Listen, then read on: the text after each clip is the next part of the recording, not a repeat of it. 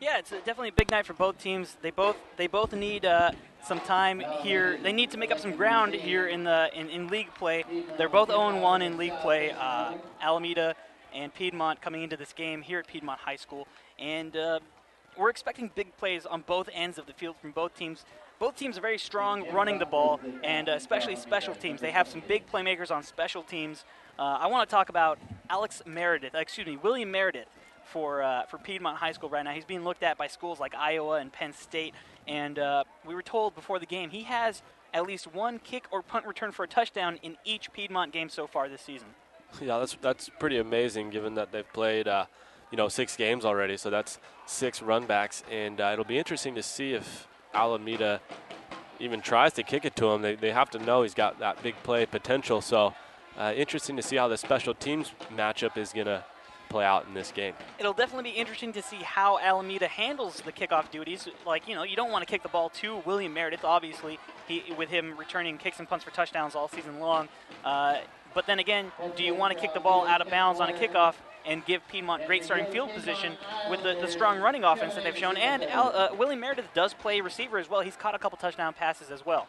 On the other side of the ball, you look at Alameda. They have a very strong running game and is led by fullback Winston Tolbert. He's a big boy, and he makes a lot of big holes for his running backs.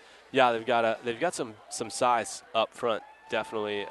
Tolbert, big fullback, and they've also got a really talented skill guys too at receiver and kind of all over the ball offensively. And so we'll look to see those playmakers get going early here in this game. Absolutely. For Piedmont, look for them to go no huddle early, trying to get a feel for the Alameda defense. And they say that they hope that their speed on defense helps with quickness on the offensive side of the ball. So we're getting ready for kickoff here. That's going to do it for today's PlayOnSports.com pregame show. We're ready for the kickoff here from Piedmont High School now, where the visiting Alameda Hornets come into tonight's game with a 2-4 overall record, taking on the 4-2 Piedmont Highlanders. The Highlanders will be kicking from our left to our right to begin the game here in Piedmont High School. And here's the kick. It's a little squibber. It'll be fielded at about the 10-yard line by Alameda. Nice hole over the left side, the near sideline, getting to about the 32-yard line before he's dragged out of bounds. That was Ernest Gardner, wide receiver corner, on the return for Alameda High School, tackled by Jake Pacheco of Piedmont.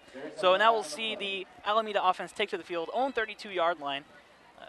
At quarterback, they have Jesse Lewis, who's had a somewhat successful season. However, the strength of this offense is the run game, and it all starts up front with Weston Tolbert opening up holes for the offense at fullback. Looks like we're going to get maybe a block in the back. I didn't quite see the call, but it was a nice little run back negated here.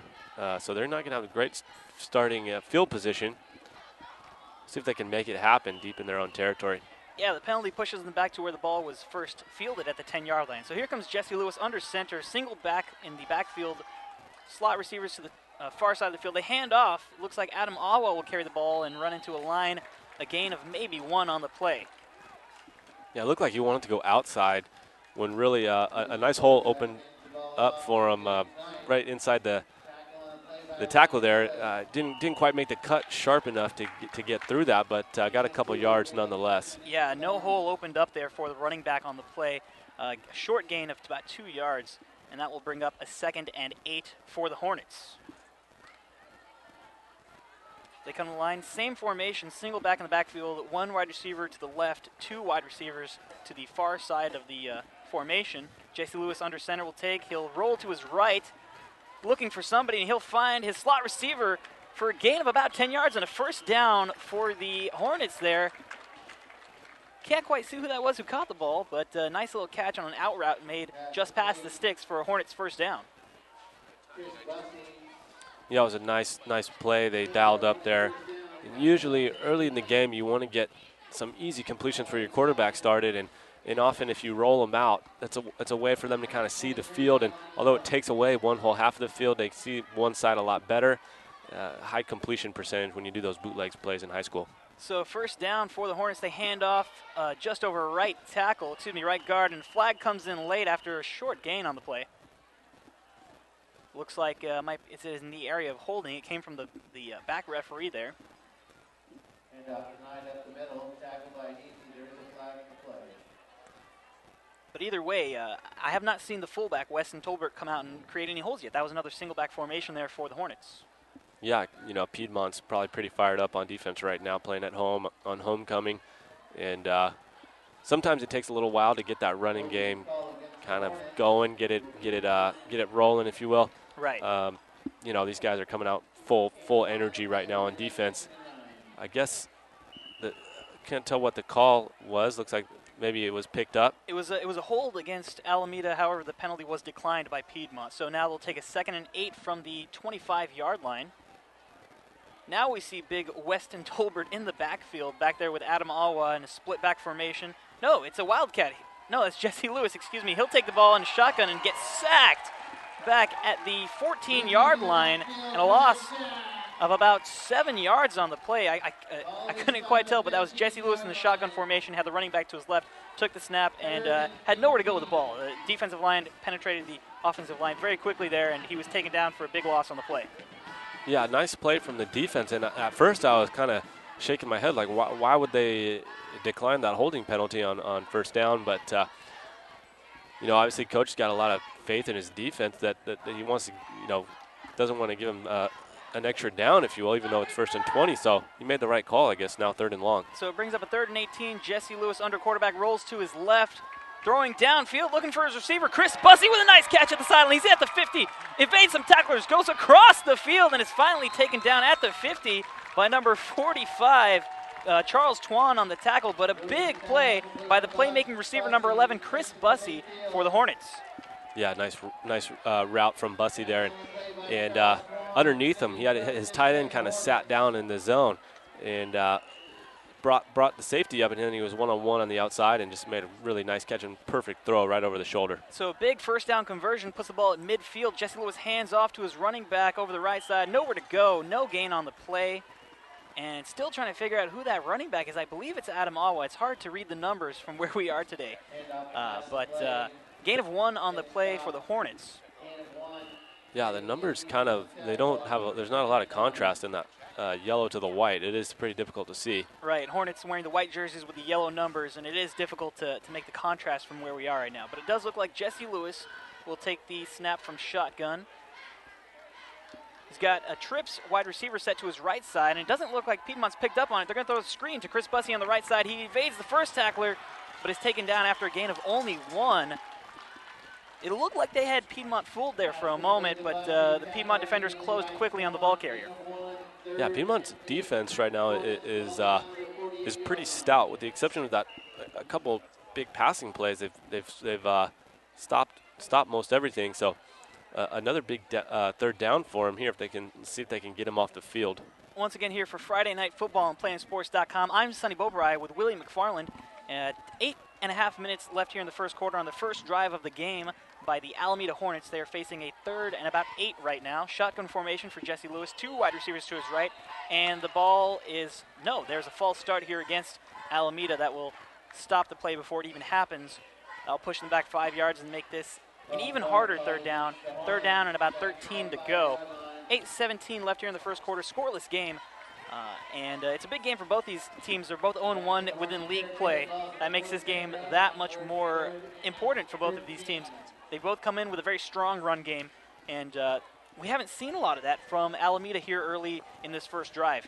They've tried to run a couple times and hit nothing but a purple wall in front of them. So with a 3rd and 13, here come the Alameda Hornets, split eye formation. Jesse Lewis back to pass. He's looking to the left side for Chris Bussey. Floats it up there. He makes a great catch at the 32-yard line. Gets past some defenders and gets down to the 10-yard line. Chris Bussey just went up and got that ball and then evaded some tacklers. Got the ball to within the 10-yard line.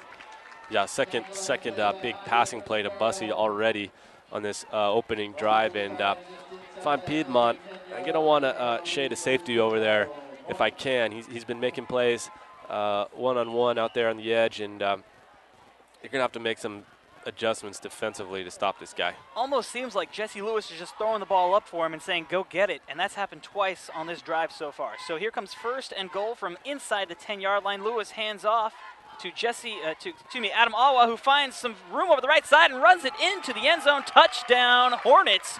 That was a great run there. Great vision by Adam Awa. Got the ball.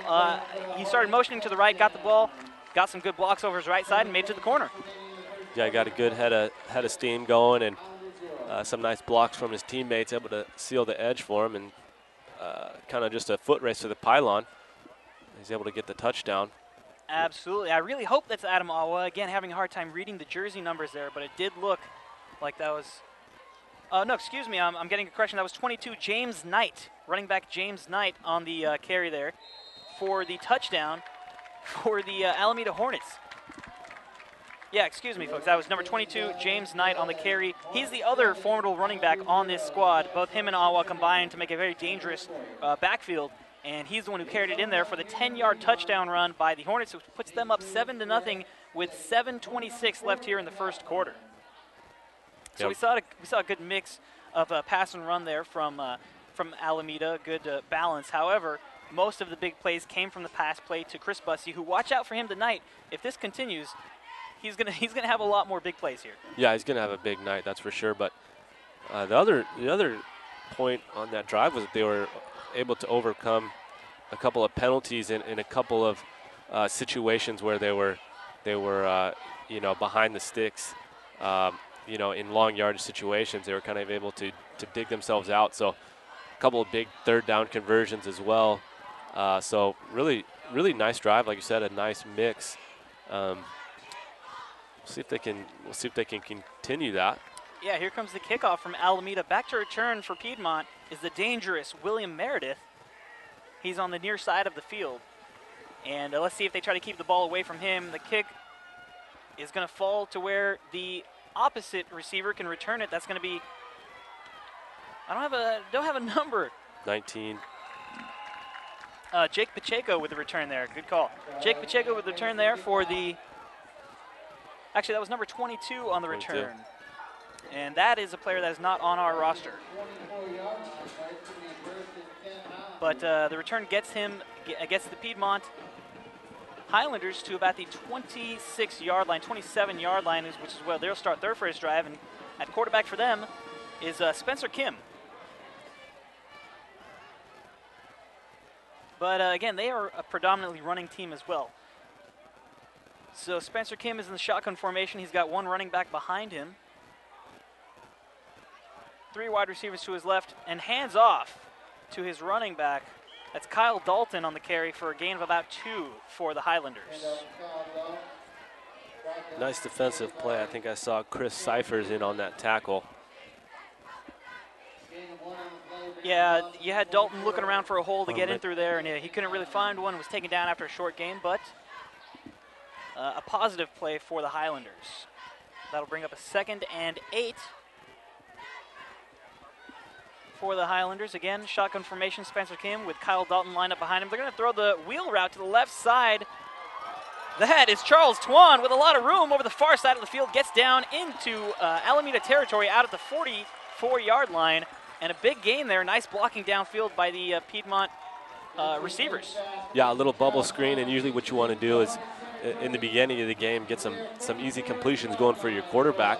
A bubble screen is one of the ways you can do that. Just a nice run there, some nice blocking from his receivers, and a big first down here. So now we got 2 wide receivers to each side of the formation for Spencer Kim, still in the shotgun formation. We haven't seen any, and there you go, Charles Twan motioning to the left side, so trips on the left side. And there's a Statue of Liberty play. They hand it off to Charles Dalton, flag on the field, but he finds a hole over the right side, over the middle of the field. If he can beat the guy to the end zone, he's in. That's a touchdown, Piedmont. There is a flag on the field, and it does not look good for the Highlanders. The referees are definitely bringing this one back, and it looks like the offensive line is having some words with the referees. They're not happy about this call. But it looks like it's going to be a hold call to negate that huge touchdown run there by Charles Dalton, I believe. Yeah, that was Dalton. Those are the worst penalties when you score like that. And what they ran was that it was the exact same look as this bubble screen they ran on the previous play. And then you saw it was actually a draw play to Dalton, so the middle opened up for him. And it's tough when you get that holding call, because you had that play that was set up by the previous play, it worked completely. Yeah. And then, you know, the holding call, oh, that's just killer. That takes a huge play off the board for the Piedmont Highlanders. Excuse me, that was Kyle Dalton on the run. But he comes off the field, and so we got a trips left formation again. One wide receiver out to the right. Spencer Kim will fake the toss and hand it off to his running back. That's Michael Tam in the backfield for a short gain of about 4 yards, bringing up what is now a 2nd and long. 2nd and 23 to go. And Piedmont now finds themselves in a hole after that big play. So it did set them back into their own territory. Now ball at the 47-yard line on their own side of the field. Brings up 2nd and 23. We haven't seen Spencer Kim under center yet. What we've seen is this weird formation. Trips a wide receiver to one side of the field and then a running back behind him. And we have it again. Trips to the right side. Spencer Kim in shotgun with a running back behind him. He'll take the snap. And it's another bubble screen to the right side. That's the unnamed receiver again on, I'm sorry, I missed his name. You had his name on your roster. That was number 22 for Piedmont. I don't have 22. That's too bad.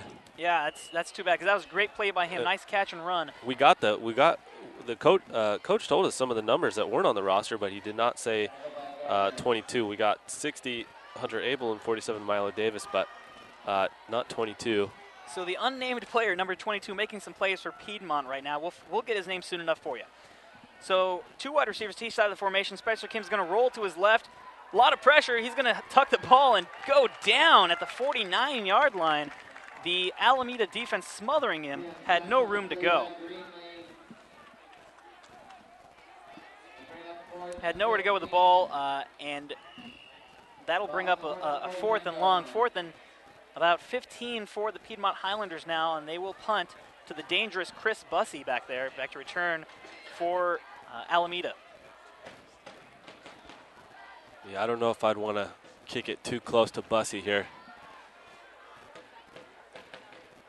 We'll see what they got in store in the punting game.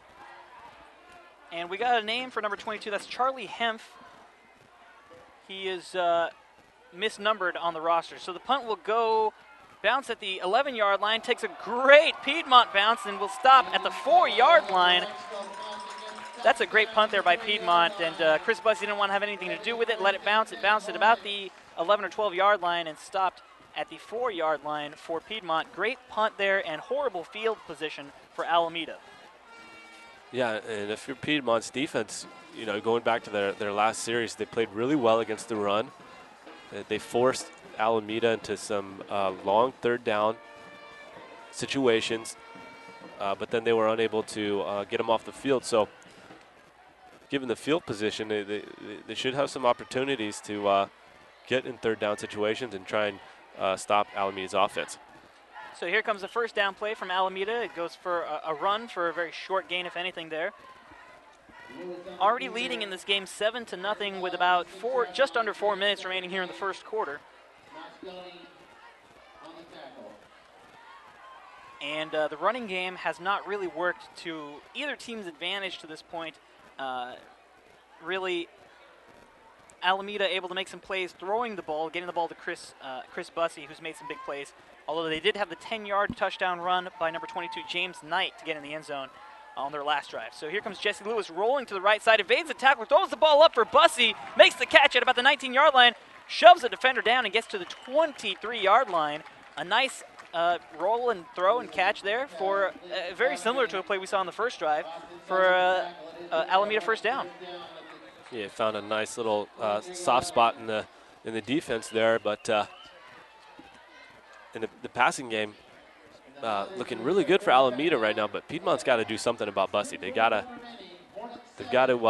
you know, play him tougher right now. He's getting too open. Yeah. He's doing all the damage against them, and so they really need to make some adjustments. Jesse Lewis is finding him on a couple plays. Piedmont calls a timeout right now, so we're gonna pause a moment for them to get things together. Defense needs to find a way to stop Chris Bussey.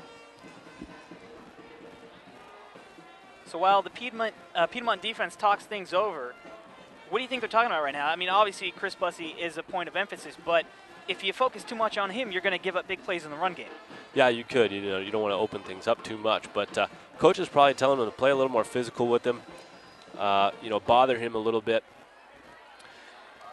He's kind of just undisturbed right now. He's finding openings in the defense. So I think we'll see him play maybe a little more physical, try to bump him a little bit, and double team him, and hopefully slow him down if you're Piedmont.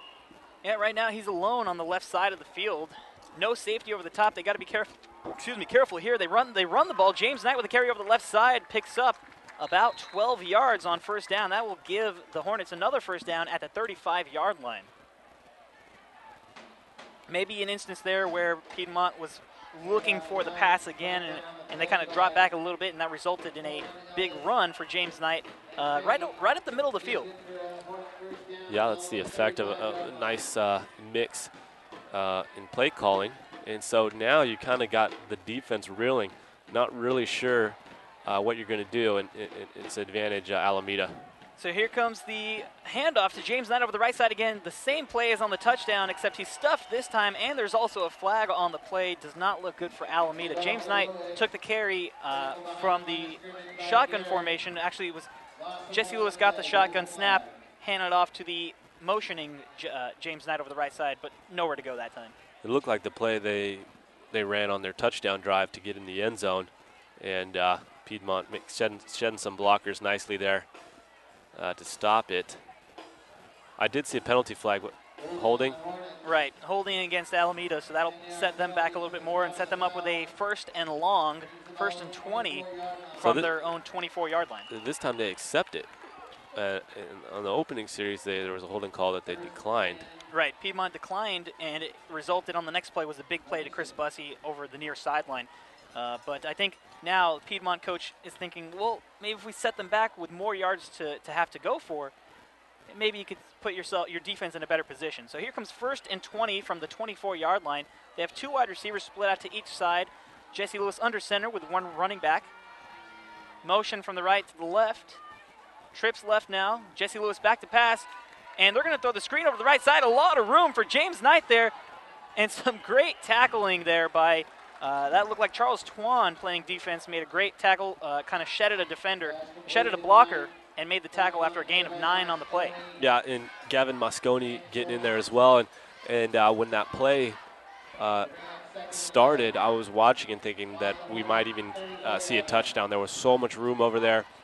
They really had the defense kind of fooled, bringing the wide receiver set over towards us, and right. A nice recovery from the defense there to save a big play.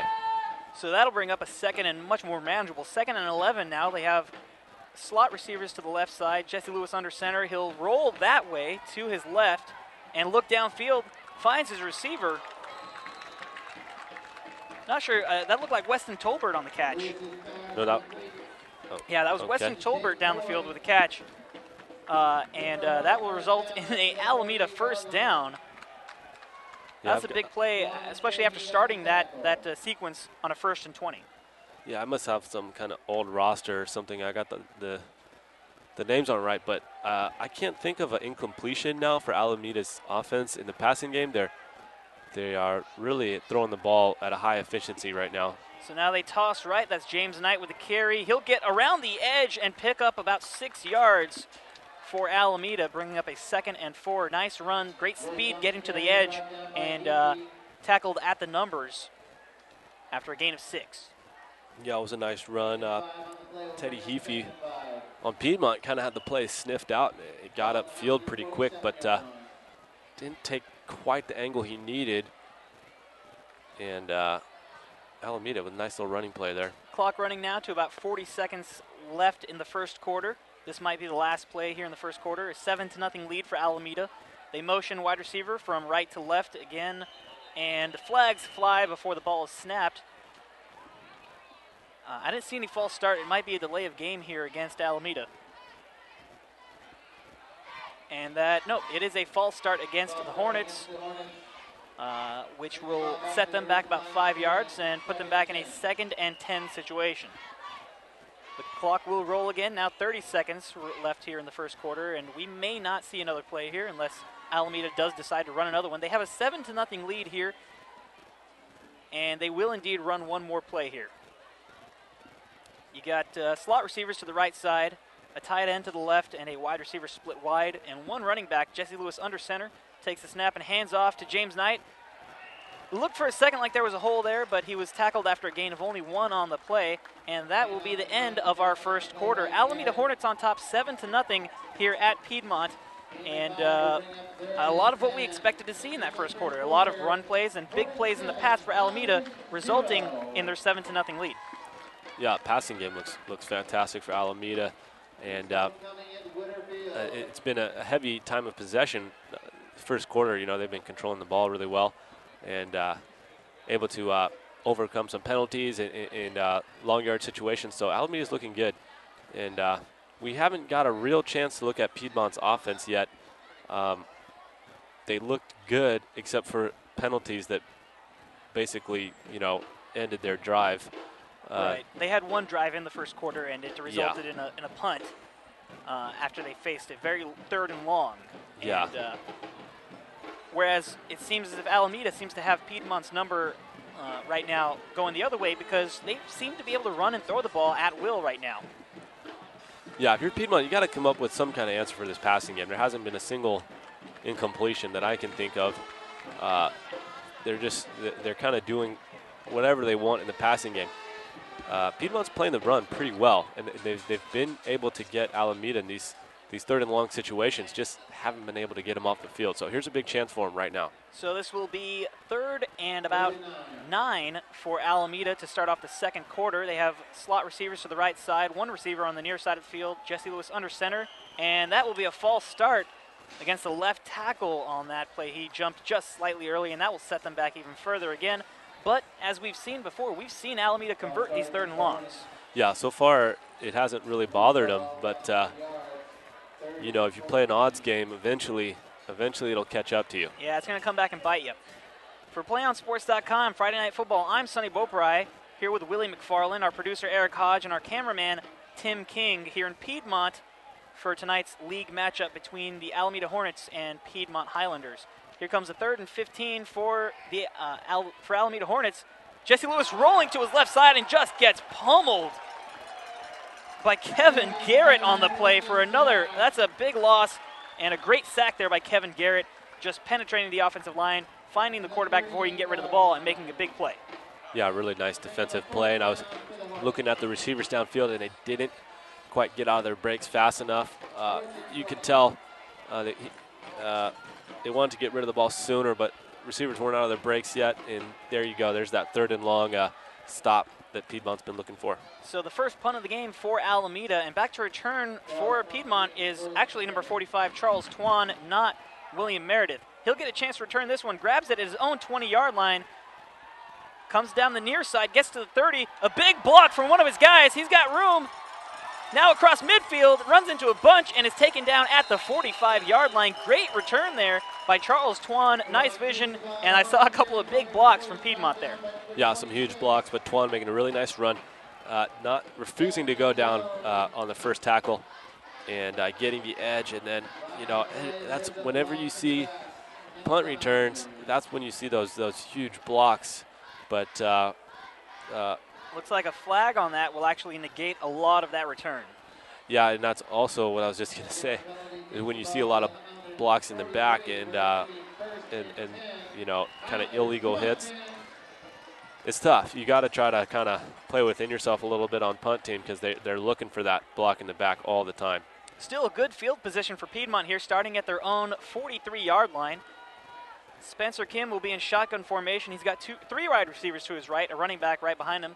He'll take the snap, hand off to his running back, who'll find a small hole up the middle for a gain of about 2. Looks like that was Charles Twan once again on the carry. No, excuse me, that was Kyle Dalton on the carry for Piedmont for a gain of 2. And that will bring up a 2nd and 8. What you want to see now is, if you're Piedmont, you want to see your offense get in a rhythm, get some sort of rhythm going, so work your way into Alameda territory and put yourself in a position to put some points on the board. Absolutely. They've had a lot of success on these bubble screens. Might see something like that again now. Trips left. Spencer Kim takes the ball, takes a shotgun snap, hands off to his running back Kyle Dalton again. who got back maybe to the line of scrimmage on that play, trying to fool the defense there, like you said, maybe setting them up for some sort of screen pass or a bubble screen with the trips left there, but not the case. They hand it off, misdirection. Kyle Dalton going back across the field to the right side, only able to pick up 1 on the play. Brings up 3rd and 7 now here for the Highlanders from their own 46-yard line. Spencer came in the shotgun formation, trips to the right side now, very bunch formation over there. Kim rolls to his right, goes back to his left side, finds Michael Tam with some room, and he will not get the first down. He's dragged out of bounds there by the defender, Jack Rouser, taken down at the 50-yard line right at midfield. That will bring up a 4th and 3 for Piedmont. And what do you do here? Do you punt the ball? Or do you go for it, trying to create some rhythm? Yeah, you had a fantastic punt last time and kind of forced Alameda into a tough situation. But, yeah, I feel like you get 3 yards, go for it. And they have a really nice mix of these. This is a really interesting offense, a really nice mix of bubble screen play. So we'll see what they go for here. Well, they look like to be in punt formation, so they will punt. Standing at his own 40, they're going to try and draw the defenders off sides, but to no avail. So here comes the punt now. And it's hit a little bit too hard and bounces into the end zone. It was another great punt there, bounced at the 10 and then just continued into the end zone. And that will start Alameda off at their own 20-yard line after the touchback. Yeah, I think it was a nice call to elect a punt there. Nice try to and draw the defense off sides. Yeah. They did try that before actually punting the ball. Yeah, and I was almost kind of half expecting a fake as well, but you know, defense played well in the last series. Hopefully, they feel like they've made the adjustments to stop the passing game, put it in the hands of your defense to get another stop. 9 minutes and 11 seconds remaining here in the first half. Alameda with their 3rd possession of the game now, starting at their own 20-yard line. Jesse Lewis under center. Takes the snap, hands off to his running back, James Knight, over the left side. He picks up about 1 after being cut down on the play by Ryan Ellis of the defensive line there for Piedmont. Brings up a 2nd and 9 for the Hornets of Alameda, who are looking to extend their 7-0 lead here in the second quarter. We haven't seen a lot of urgency from either offense right now. We were told a little bit that we might see some no-huddle offense. Haven't really seen a lot of that tonight. Both teams taking their time, setting up their offensive plays and doing some creative things. Right now, Alameda with a trips left formation. Jesse Lewis in shotgun. Takes the snap, rolls to his right side. It's the option. He throws it to James Knight, who'll get to the corner and dragged out of bounds there by Teddy Heafy on the play after a gain of about 5. That will set Alameda up at their own 26-yard line. A nice execution, I thought. Quarterback Jesse Lewis. Quarterback Jesse Lewis could have held on to it for a half second longer, maybe even put his foot in the ground and taken it upfield. But you know, they moved the chains. That's all you need to do. So well-run play there. Yeah, I missed it on the play. Apparently he was dragged out at the 30 rather than the 26. That does give Alameda a first down. 1st and 10 from their own 30-yard line. Jesse Lewis in shotgun formation once again. Takes the snap. He'll look left. Looking deep down the left side. He's got a Chris Bussey on the out route once again for a gain of about 15 yards, and that will put Alameda with another 1st and 10 at the 45-yard line. It looks like the out route to Chris Bussey is there almost on every play. Yeah, still not a single incomplete pass. So Jesse Lewis throwing the ball extremely well right now, and he's comfortable back there. The offensive line is blocking well in these you know, no blitzing situations. So, boy, the passing game sure has been impressive tonight. Well, that was the first time I've seen him throw for the pocket as he hands off on 1st down to James Knight for a loss of 1 on the play. Tried to run over right guard, nothing to do there. That was the first time in this game that we've seen Jesse Lewis throw from the pocket, whereas pretty much every other time we saw him roll left or roll right and then throw a pass. On that play, he stayed in there, got some great blocking from his offensive line, found a pocket. It looked as if he stared down Chris Bussey a little bit on that play and then threw him the ball, but still works out for another big 15-yard gain and a 1st down. Yeah, Bussey's able to just kind of get open at will right now. You know, it's predicated too on the running game. They are trying to run on 1st down. Watch out, here's Bussey in motion. Bussey in motion from right to left. Lewis back to pass. It's a screen to James Knight, who catches the ball, stumbles a little bit, and is taken down in the backfield there. That's Teddy Heafy making a big play for the Piedmont defense. Yeah, I think that's the second time we've called Heafy's name. He's made some nice plays on defense, and you know, setting up Alameda in another real long yardage situation. Which they've been able to convert tonight. They have, absolutely. So with the exception of, I think, the last series. So if you're Piedmont here, you know, you should play pass all the way. Watch out for number 11. Watch out for number 11, absolutely. And try not to let them get too much back on this. Oh, excuse me, we're on third down. So, yeah, right. Pass all the way. 3rd and 17, Lewis in shotgun. He's going to look left. That's where Lewis is, and he throws an interception. No receiver there. That's Charles Twan, and he was the only man in the area of that pass and returns it back down to the 33-yard line, and that might be the big break Piedmont was looking for. Charles Twan just sitting back there looking, waiting for the crossing routes to happen in front of him. I think Jesse Lewis overthrew his receiver by quite a bit right into the hands of Charles Twan, who really had an easy play on that ball, just took it and ran it back the other way a little bit as if he was returning a punt like we've seen him do in this game. And this starts off Piedmont's offense with great offensive field position, their best of the day so far. Yeah, well, he was looking for Bussy on that play, and about halfway through his route, he got bumped, did Bussy, and kind of threw his footing off a little bit, and I think it also kind of threw off the timing, and could have been called, I think, for a PI, but Piedmont did not. You know, luckily for them, they didn't call it. 1st and 10, they hand off to Kyle Dalton, who takes the snap and who takes the carry and goes to the right side for a loss of 1 on the play. That'll set them up with a 2nd and 11 from the 34-yard line.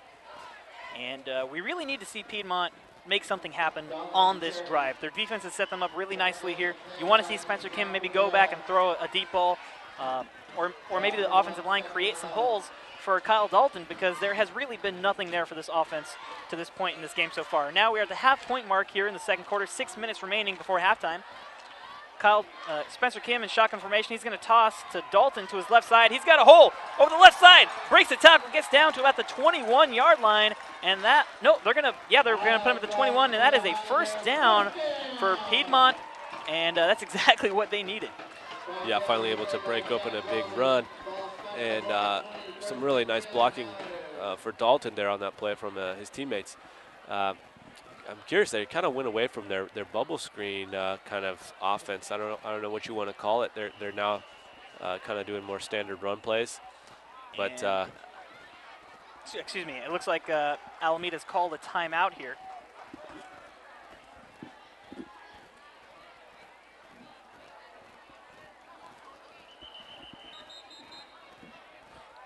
Yeah, Piedmont finally getting their offense together and able to make something happen. Do you want to watch more of your school's great matchups like the game you're enjoying here tonight? Oh, excuse me, I'm going to stop. Play's resuming. Yeah, it looks like the timeout did not happen. Now Piedmont having some confusion on the offensive side of the ball, getting receiver out late. A bunch formation. Spencer hands off to Kyle Dalton, who takes the, excuse me, that was not Kyle Dalton. That was Ryan Ellis, who takes the ball. That's his first carry of the night, takes it down for a gain of about 3 on the play. Excuse our confusion. I'm not sure what happened there during that sequence. It looked like Alameda called the timeout, but apparently they did not. After the short gain on the play, Piedmont will now have a 2nd and 8 from their own, from the Alameda 19-yard line. Another bunch formation here near Spencer Kim. He'll take the shotgun snap, toss to Kyle Dalton over the right side, who looks for some holes. Nothing there. A flag comes in late. Looks like we're going to have another hold here against Piedmont, and they just keep shooting themselves in the foot. Yeah, they do. The penalties right now stifling their offense. But this drive, they've been doing mostly kind of, sweeps, tosses, and then just standard handoffs. I think they might be kind of trying to not lull the defense to sleep, but I think they're kind of setting something up here with all these run plays. Yeah, it seems as if they found a weakness on the outside of this defense, maybe that the corners and safeties aren't coming up and able to make tackles at the line of scrimmage, and they're trying to expose that right now. But on that last play, it did not work as they got the holding call against them. Now facing a 2nd and 18, 2 wide receivers to each side of the formation. Spencer Kim in shotgun, and that's going to be another penalty against Piedmont. False start. Looks like the left guard on that play jumped slightly early, and this is going to set Piedmont back a little bit further. It's unfortunate, but you can't let frustration get the better of you here. Really, you got to start playing within yourself. Yeah. You can't let, like you said, you can't let the penalties take over your mindset right now. You got to get back on track and do what you're supposed to be doing out there. So Spencer Kim takes the shotgun snap, looking over the middle. Charles Twan, pass is broken up there. Looks like that was, really, again, it's Jack Wellman, number 13, I think, on the hit. Jack Wellman breaking up the play there as Spencer Kim was looking for Charles Twan, who's been a pretty good target right now for Piedmont. He's been the playmaker as far as big plays on this team. He had the interception, returned it back to where they are now, and he has a punt return in this game for some big yardage. So he's doing his part right now. The rest of the Piedmont offense really needs to start getting it together. 2 wide receivers to each side of the formation. Spencer Kim in shotgun once again. Kyle Dalton right there with him. Spencer trying to read the defense now. He'll take the snap. Looking over to his left side, find the same play. Charles Twan makes the catch, breaks the tackle, and gets back almost to the original line of scrimmage. That will bring up a 3rd and 10. But that was almost the same exact play, except the defense was playing a little off that time. Yeah, I think it's going to bring up a 4th down, actually. At least that's what the stick says over there. You're right. And we'll see what kind of kicking game they have, or if they're going to try to. Oh, this is interesting here. Yeah. So okay, let's see what this guy's got here. It's they come out with the snapper, the holder, and the kicker, and a very strange bunch formation to the left side. The formation will now come back into a regular field goal kicking formation. And here comes Ali Chiodo to try the kick. It is good. That is a great kick. No, excuse me, he missed it. It looked like it just climbed into the left upright, but it did not. It was over the outside of the upright. A nice attempt on what was a 35-yard field goal attempt there for Ali Chiodo. But no good, no points there for Piedmont, as now the clock goes to 3 minutes and 23 seconds remaining here in the first half. Piedmont finds themselves down by a score of 7-0 here against Alameda. Yeah, Chiodo, he's got a good leg. He had plenty of power on that and looked good from here, but must have just been just outside. So you don't see that too often in high school. Yeah. Not a lot of kicking game. An attempt of that length as well. So here comes Alameda with their first down try, and the toss to James Knight over the left side goes nowhere as a swarm of Piedmont defenders, including Kevin Garrett, get in on the tackle for no gain on the play. Gain of 1, excuse me. Yeah, Piedmont's defense is kind of settling in now, and it's been a while since we've seen a huge play from Alameda. Right, I think they're starting to key in on Chris Bussey, who's made a lot of the big plays for Alameda so far. He is now the slot receiver on the left side. Let's see if they go to him again here on 2nd and 9. Jesse Lewis rolls to his left, tried to square up and throw the ball, but nobody there, so he runs, and that is a huge hit. That was Teddy Heafy. We've said his name a couple times tonight. Came up and just pulverized Jesse Lewis on the play, and he is down. He is in pain. He is not getting up immediately. That's not a good sign for Alameda, as we will take a moment for the training staff to look at Jesse Lewis, who took a huge hit on the play. Do you want to watch more of your school's great matchups like the game you are enjoying here tonight? Tell your school to sign up for the PlayOn Sports School Broadcast Program. The program allows schools to broadcast all their games and other activities on the web. For more information, go to playonsports.com/SBP. And Jesse Lewis gets up under his own power and it makes it over to the sideline. It looks like he just took a big hit, maybe had his, he was seeing stars maybe for a minute there, but he's able to get up and go off to the sideline just fine. And now we have play is ready to resume again. It looks like, who's going to step in here for Jesse Lewis? You know, on that last play, Lewis, he wanted to go deep. He was looking for the long ball, and his receiver just gave up on the play and stopped running. Ernest Gardner will take the snap from under center. He's got split eye formation in the backfield. He hands off to James Knight, who fumbles the ball, and it is recovered by Piedmont. A Piedmont defender falls on the ball, and there is the official notification for the referees.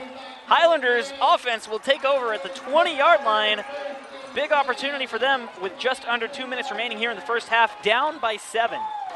Yeah, another big opportunity, another turnover in opposition's territory. And last time, you know, they couldn't capitalize, missing the 35-yard field goal.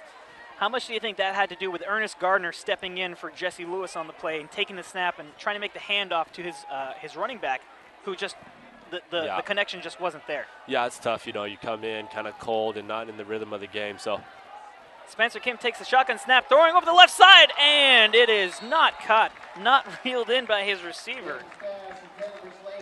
That's another player on the squad that whose number we don't have on our roster. That was number 6. Could be Andy Slaybaugh, as I've not seen a number 2 on the field so far for Piedmont. But they tried to go deep in the end zone there, looking for the receiver, and just could not connect. Great throw by Spencer. Yeah, Kim. fantastic throw. It was really close, and you know, I think that was, they were trying to capitalize on all those running plays they ran on the previous drive and trying to catch Alameda, you know, sleeping a little bit. Almost worked. Spencer Kim takes a shotgun, goes with the bubble screen to his left side. Again, the same receiver there, number 6. We would love to get a name on him if we could do that at any time. But with a catch for no gain, maybe a loss of 2 on the play. That'll bring up 3rd and 12 for the Piedmont Highlanders. Still looking to get on the board here. 1:35 and ticking remaining in the first half. Spencer Kim brings in the play from the sideline.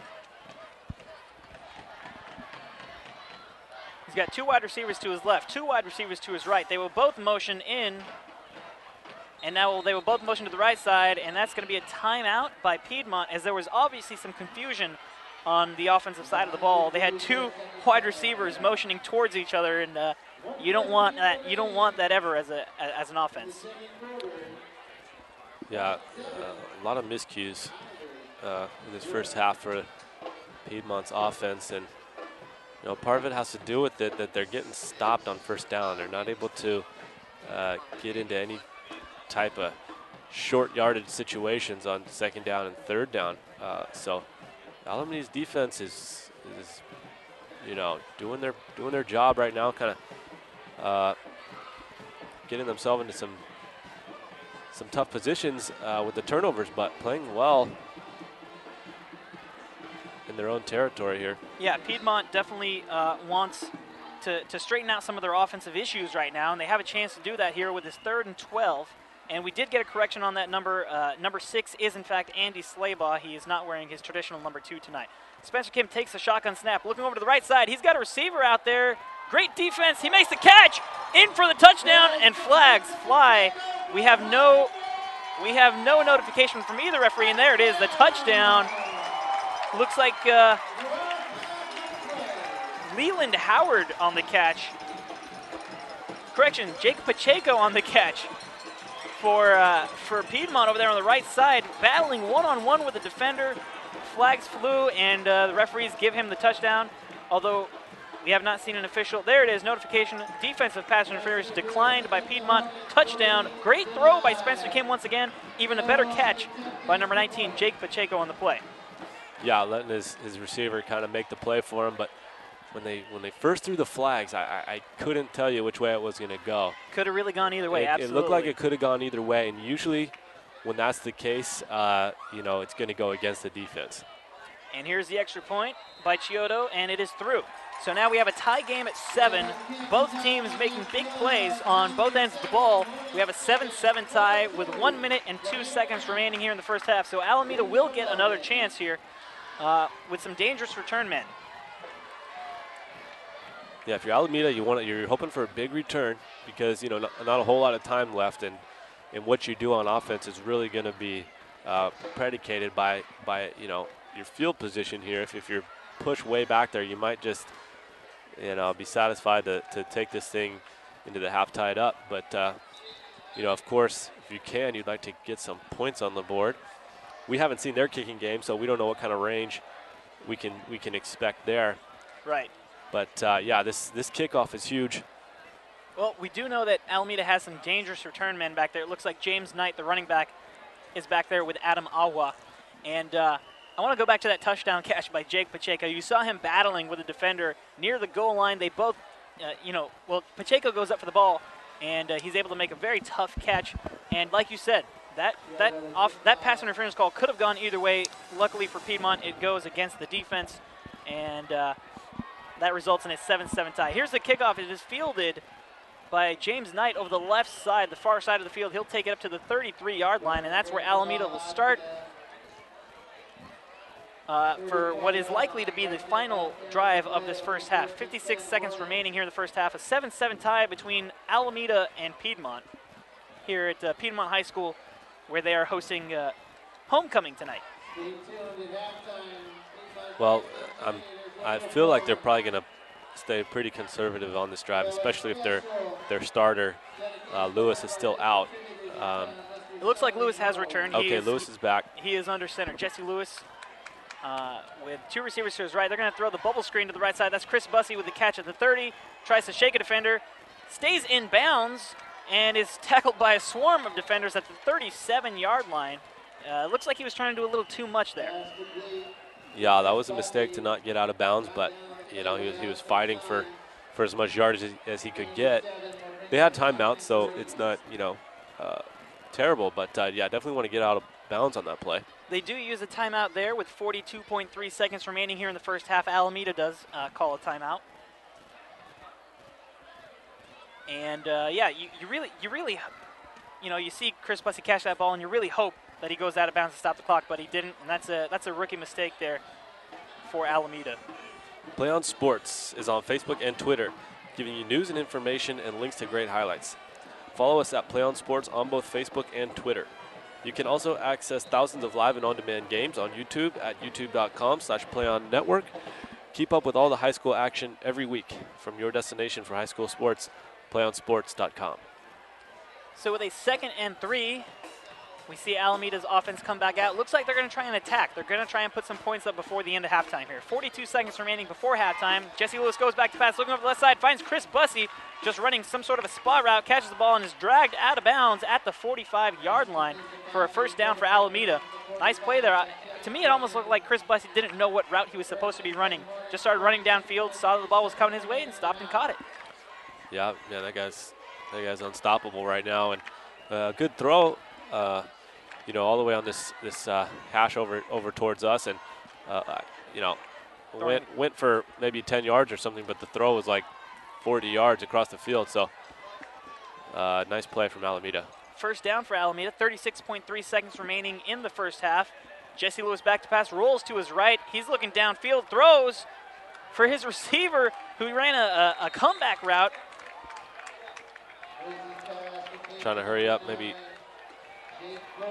spike it or run another play, but what a bullet from Lewis. It was a fantastic throw. Yeah, it looks like, well, that was number 9, Jonathan Pfeiffer, but we were told he is not on the squad. He did not travel with the team. But whoever that receiver is, number 9 with the catch there for another first down.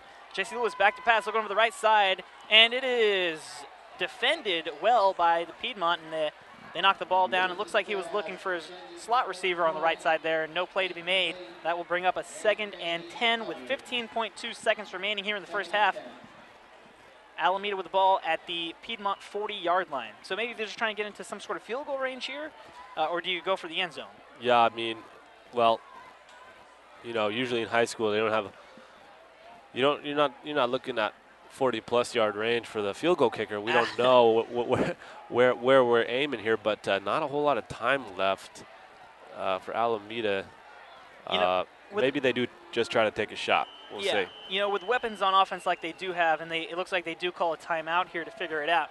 But with weapons like Chris Bussey, James Knight, you look at some of their other running backs on this roster. They have, Ernest Gardner. They have some big playmakers on the offensive side of the ball. Maybe you throw up a Hail Mary, or you set up some sort of screen play and let your receiver take the ball and see what he can do with it. But it does look like Alameda is going to try and put some more points on the board here before the end of the first half. PlayOnSports.com is not only your destination for Friday night football action, but it's also the place for the most and events in all sports from across the country. PlayOnSports.com, high school sports lives here.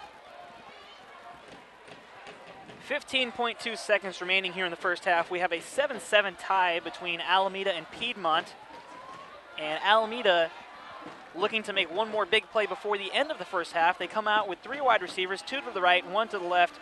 Jesse Lewis in shotgun formation with James Knight, his running back, to his right side. Piedmont in some sort of a prevent defense. Lewis back to pass. He'll step up in the pocket, finds his receiver to the right side for a gain of about 12 yards.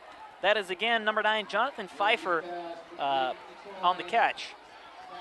And now they're going to try and hurry up. They do stop the clock with the first down. The clock now rolls at 7.3 seconds, and Spencer will spike the ball to stop the clock with 4.6 seconds on the clock. So this is it. We're gonna see one more play. Looks like they might just try the Hail Mary at this point. They don't have a field goal kicker with this kind of range from the from the 29-yard line. So, but like we talked about, with playmakers like Chris Bussey on the field, Spencer does have the arm to throw up a potential Hail Mary in the end zone. Yeah, he's got a good arm. It's almost, might not even be fully a Hail Mary. Almost, they might be able to run some kind of, route that'll get them pretty close, and maybe one of the receivers can make a play and get in the end zone. So the big man, number 11, Chris Bussey, is the receiver wide to the right. They stop the play before it's called, before the ball is snapped, I should say, and I don't see any flags, though. It's a timeout by Alameda. The referees signal timeout Alameda, and that is their last of the first half. They may ask to put a second back on the clock, as a second did tick off. We're now, according to the clock, 3.4 seconds remaining. Yeah, and they will put a second back up on the board. 4.6 remaining here in the first half. Alameda with the ball at the Piedmont 29-yard line, looking to put some more points up, maybe take the lead here before the end of the first half. And a very strong, defensively, a very strong first half for both teams. Yeah, absolutely. Both teams playing well, and on the other side of the ball, both teams also playing pretty well, but penalties really, stifling any kind of momentum they're trying to get going. So, yeah, a pretty good first half so far, though. Yeah, an exciting first half, if nothing else. We've seen both offenses come into some sort of groove at some point in this first half. Both defenses making big plays on the ball, and right now, Piedmont's defense needs to step up and prevent this from going into the end zone. 4.6 seconds. This is the last play of the first half. Jesse Lewis rolls to his left. He's got pressure, and he will go down. He fumbles the ball. It's picked up. It's picked up, and he is tackled. Oh, excuse me, Kevin Garrett picked up the fumble, and to me, when he picked up that ball, I thought he was gone, putting his team on board before half. A huge mistake by Alameda and Jesse Lewis, but he was tackled, thankfully for Alameda, before he can get to the end zone. Yeah, nice play, and almost went in, and it was almost like a score for Piedmont making that play. It was almost, it's going to be a momentum changer right there. Oh, yeah, that's going to definitely shift the momentum in their favor, and that's going to send Alameda into locker rooms with their heads down. Maybe Jesse Lewis thinking he could have done anything else with that ball, because that could have hurt them very badly. Luckily for them, one of their guys was, heads-up play enough to make the tackle before Kevin Garrett could get away with that ball. And we go into halftime with a 7-7 tie. That's the end of the first half of play. We'll be back in a few minutes with the PlayOnSports.com halftime show. Don't go anywhere. It's Friday Night Football on PlayOnSports.com, your destination for high school sports.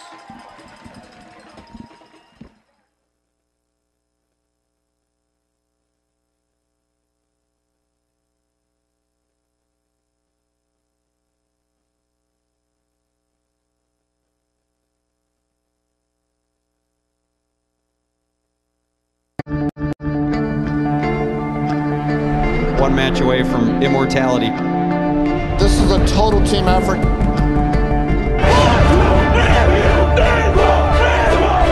We're gonna come at you in one shot.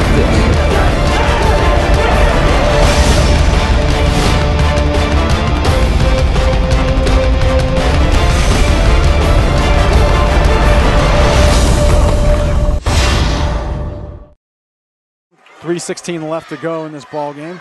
I formation, 3rd and 3 from the 45 of the Wolverines. And this time, holy cow! Dion almost hands it to the Westview player. He's going to run this to the 5-10. Touchdown, Wolverines!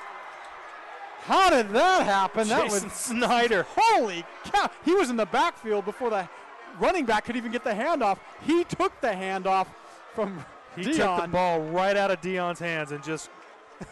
Holy cow! Can't say I've seen that one very often. Snyder comes shooting in from the A-gap. I think Dion froze when he saw him. He's ready to hand off to his running back. He froze when he saw him and just let him have the ball. 12 seconds to go. Oh, you could hear a pin drop. 5, 4, 3, 2. Get the snap off. Last play of the game. Brewster rolls right, gets away from 2 sacks. Dons win, sack at the 20-yard line. What a game. And number 40, Lucas Zinder with the game-saving sack. And there is heartbreak on one sideline and a jubilation on another. Offset eye for the Grizzlies as Keeney takes it under center. They'll send a man in motion, pitch back to Bird on the sweep. Bird finds a seam. He might go, folks. 20, 15, 10. Drags a tackler. Touchdown! Bird goes 38 yards for the touchdown on the sweep. One more snap is all it's going to take. And there you have it, folks. Your 2011 Division I Sac Joaquin section champions, the Granite Bay Grizzlies, as they defeat Pleasant Grove 30-24.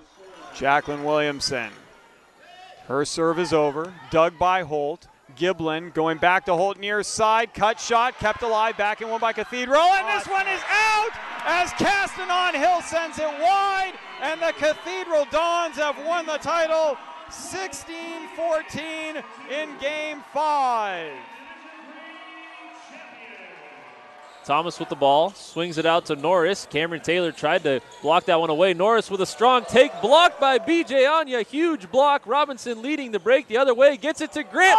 Slam dunk Jeremy Grant off the feed from James Robinson. What a play by the Stags.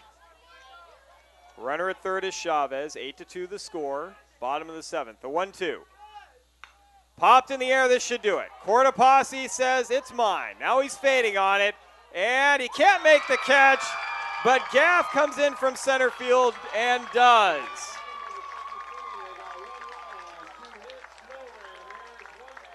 Congratulations to the St. Mary's Rams, a three-peat. They win it 8-2 against Franklin to take the series 2-0. But this is time to run an offensive set that you've done all through the season in practice. Yeah. And you also, you get it to your hottest player right now, just like they're getting it to Eichhorst right here. He's going to try to create some space, find somebody on the backside that's open. Eichhorst flush out to the right. Oh, breaks free of a player. Eichhorst on his own, shoots and scores, bounces a shot home. Kuz can't handle the shot. Eichhorst takes off the shirt and the helmet. And how about that?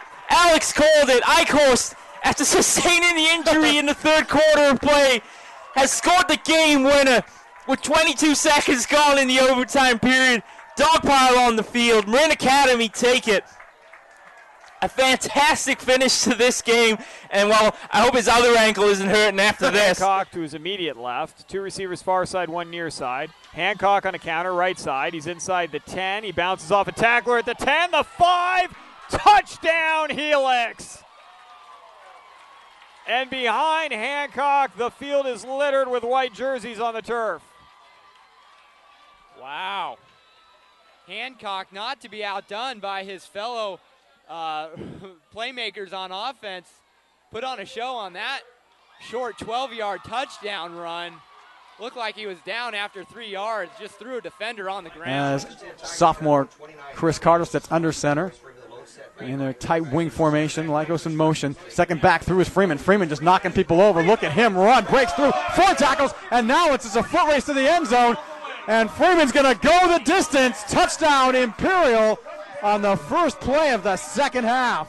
2nd and 6 for Imperial from their own 47. They're going to give it to Freeman again off the left side. And Freeman gets by one wave and down across the 40-yard line. Still on his feet. Look at him run down to the 20-yard line. One man to beat. Gets by him. Touchdown, Freeman. How did he do that? Holy cow.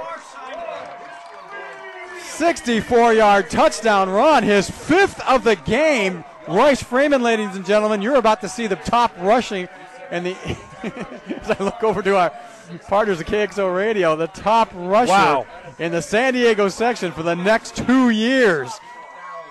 That's just amazing. That is just amazing. They hit him in the backfield. They hit him at the line of scrimmage. They hit him a couple of yards downfield. They hit him again near the goal line. Keep those Lowell fans quiet over there.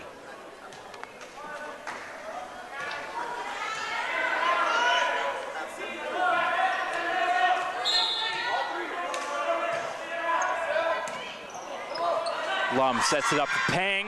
Long, it's out. Low, a magnificent 7 titles in the San Francisco section in dramatic style as they pull out a fantastic victory over a spirited Galileo Lions team. They win the 4th game, 31-29, and they take the 2012 Academic Athletic Association San Francisco section title. Officials say no 5-second count can be started. Nobody was close enough defensively. Lyle's going to swing left side. Robinson. Here is a backdoor lob for Grant. They've been wanting that all game. And they got it, 50-42. They lulled you to sleep, and then they hit Grant on the back door. They trail by 2.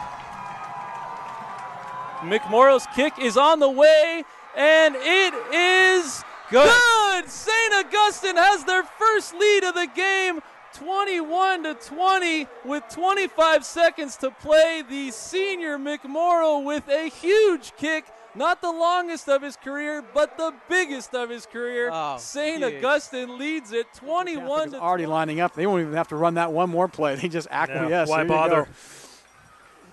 So there you have it. Your 5-time defending Division III champions, the Cathedral Catholic Dons, running up, over, and through Olympian 41-0 here from Qualcomm Stadium. Patriots down 21-17. Great ball game here. Dillon taking it, looking right, throwing it up top to Gaines. It will be caught by Gaines. Oh my goodness. It looked like the defender had it, but Gaines stole it away from him. Jason Gaines, are you kidding me, my friend? Oh boy. It looked like for sure we had an interception by the Tories, but as they both were going to the ground, Jason Gaines just wrestled it away from him. Shane Dillon to Jason Gaines on an 11-yard play. Fanchen in the game, now out, replaced by Hayashi, the libero for defense. Wenzel serve, championship point, ball up in the air. Hayashi's going to bring it back. Richards, deep one, over and 3. Free opportunity, look for Wallace, no, they go Becker. Hayashi, then tap over and 2 by Hollingsworth. Now look for Wallace for the match.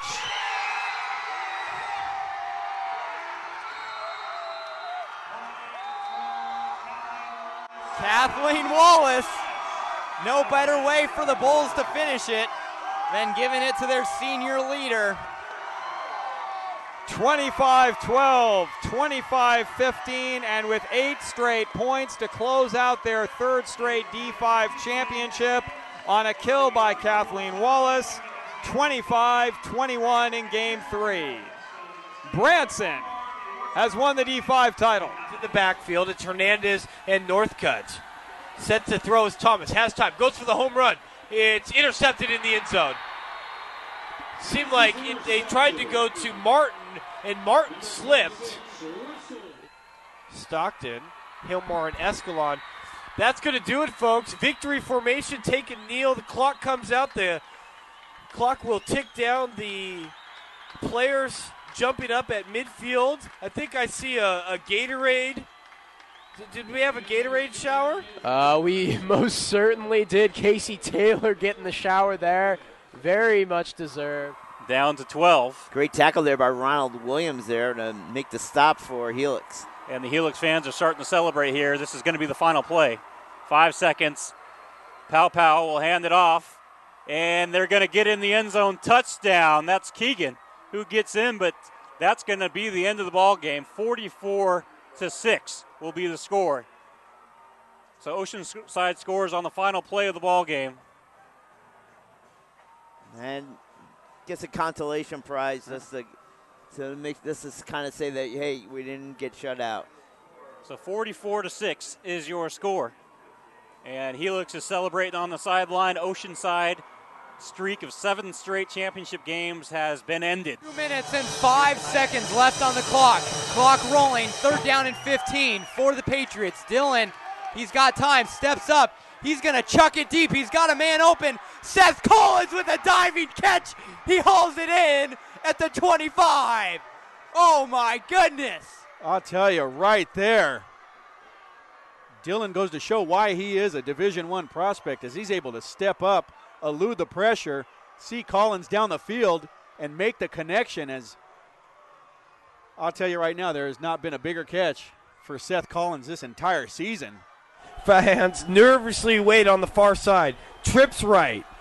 Vernon, the lone receiver to the left. Troy Zine rolls right. Here we go. And he's going to be... Oh, he gets away, but can't get away from the second slew. Vacaville takes over on downs, and the crowd erupts.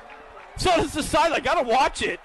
Got to watch the sideline here. Yeah, Remember, really they were up stepped 35-26. 2 unanswered touchdowns. That's going to do it, folks. Your 2011 Division II Sac Joaquin Section champions, the Vacaville Bulldogs.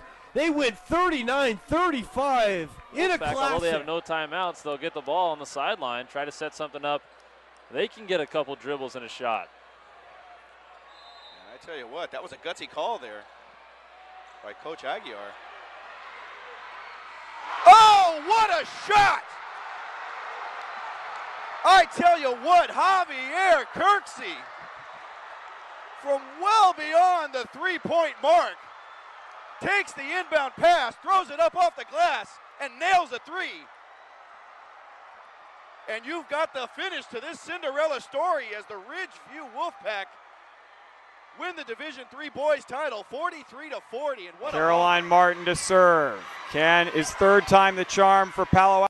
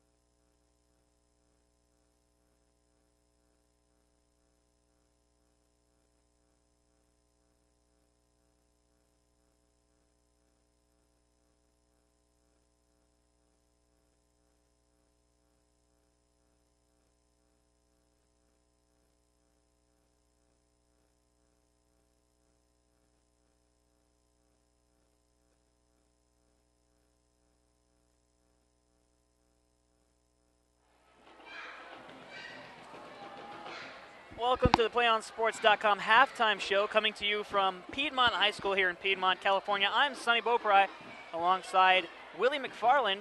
Our halftime score is tied at 7 between the visiting Alameda Hornets and the host Piedmont Highlanders.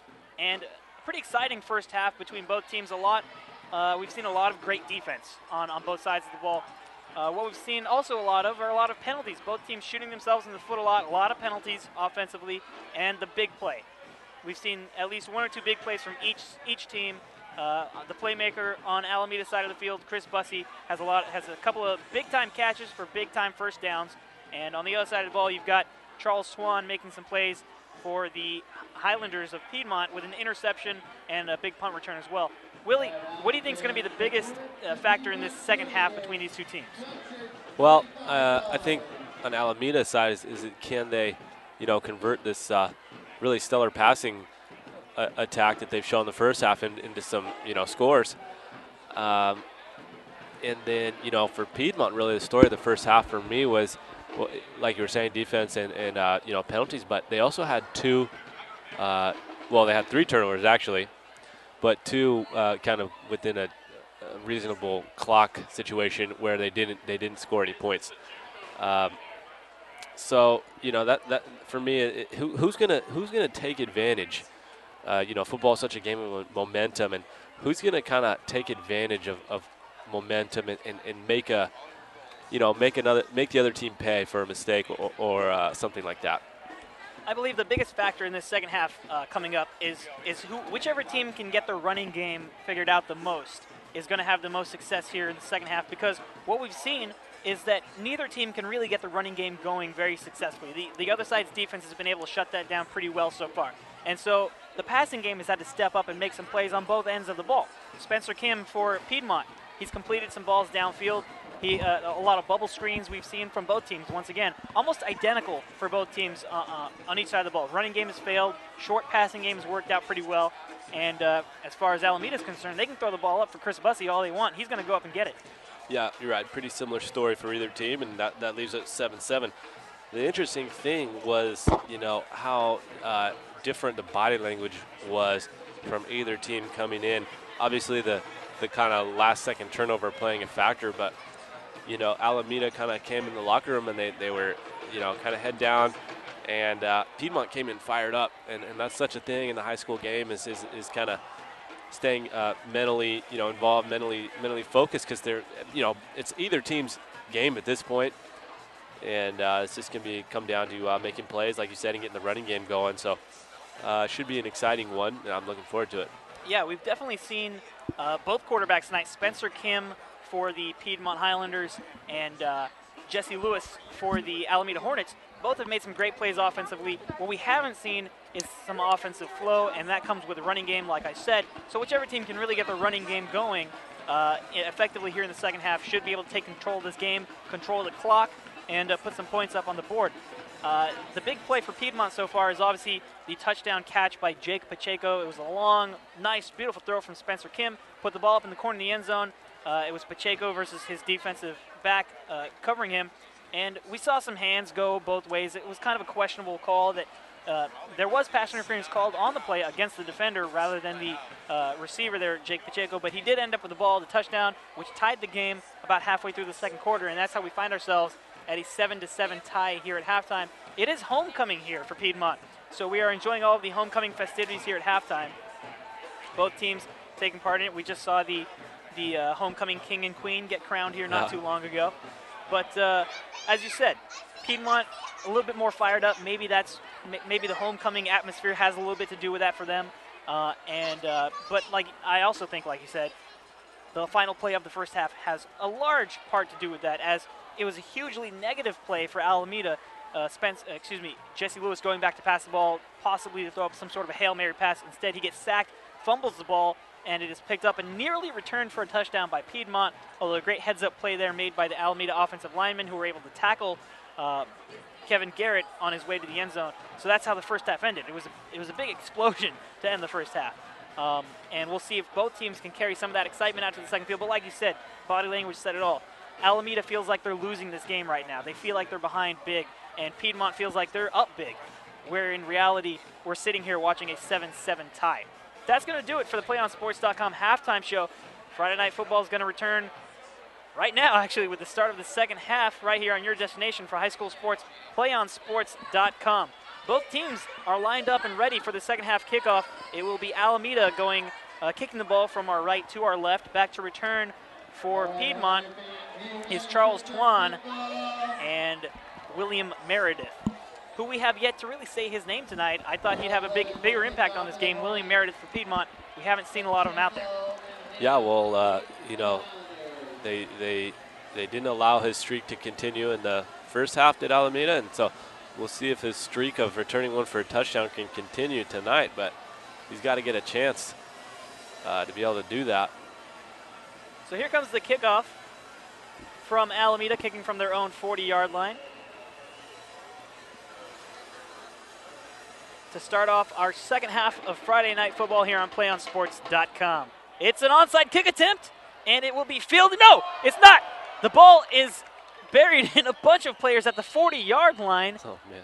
And it looks like Piedmont may have lucked out there. Yep, Piedmont did recover the ball. Wow. Very lucky play there. That was Kevin Garrett who fell on the ball and made what a gutsy call there by Alameda to come out in the second half with an onside kick. Yeah, I like that call. Kind of would kickstart your team if you're able to, get it. And Coach Moyer showing a lot of faith in his defense. They're going to get decent starting field position here. I think Coach Moyer wanted to turn around some of that momentum we were talking Exactly. about. If you can recover that onside kick, it's a huge boost going the other way. However, the ball does end up with Piedmont. Spencer Kim, Statue of Liberty play, hands it off to Kyle Dalton, who is tackled after a loss of 1 on the play. In the end, the onside kickoff does not work out for Alameda. Sets Piedmont up with the ball at their own 37-yard line. Great field position here to start off the second half. On first down, the run, the shotgun draw up the middle for a loss of 1.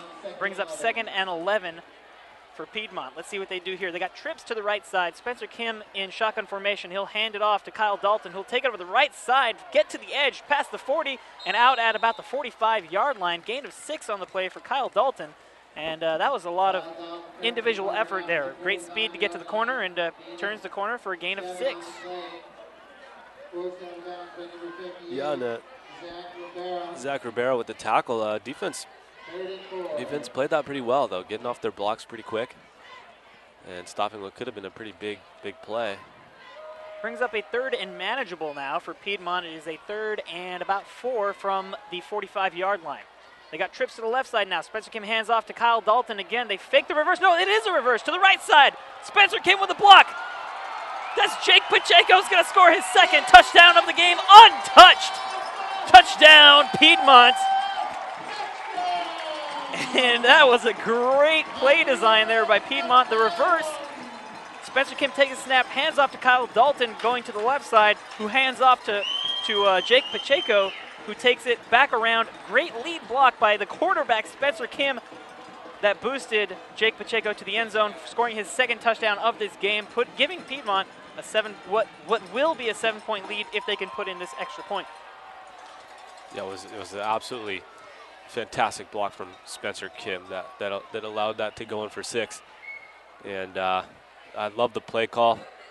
We didn't see a single reverse in the entire first half or nothing too tricky like that. So great call, catching the defense off guard. Yeah, the tricky play, confusing the defense. I mean, we've seen that play all night, the lead to Kyle Dalton over one side or the other, and they did it again there. However, Kyle Dalton with the handoff to Jake Pacheco, and he was able to get into the end zone almost no problem. Like you said, great lead block there by Spencer Kim to boost him, and they do in fact kick the extra point. It is a 14-7 lead now for Piedmont, their first lead of the game, and they scored that touchdown pretty quick. 53 seconds here into the second half, 11:07 remaining in the third quarter. They had a big play like that, we remember, on their first drive in the first half. They had a big running play, I think, for about 40 yards. They got called back. So their offense has big play capability, and as good as Alameda's defense have been playing, they've got to watch those big plays because they've already got 2 on them, sprung 2 on them. Yeah, maybe we saw a little momentum carry over from the first half for Piedmont, carried over into their offensive possession, and now Alameda's got to answer. Oh, and you got to believe that the Piedmont coach sensed that, and he knew he needed to take advantage of that momentum and call a trick play like that. which results in a touchdown, which only boosts your team momentum that much more, knowing that you could pull off a trick play like that and get in the end zone. And now you take a 14-7 lead here in the second half. Great play by Piedmont. And, I mean, and you already said it. Best thing about that play, no penalties, no flags on the field. Great play, big touchdown for Piedmont. So here comes the kickoff.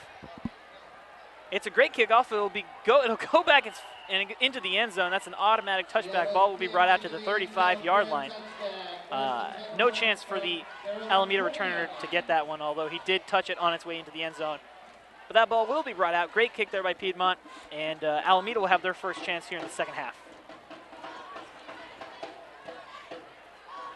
So they're gonna have to try to get some yards on first down.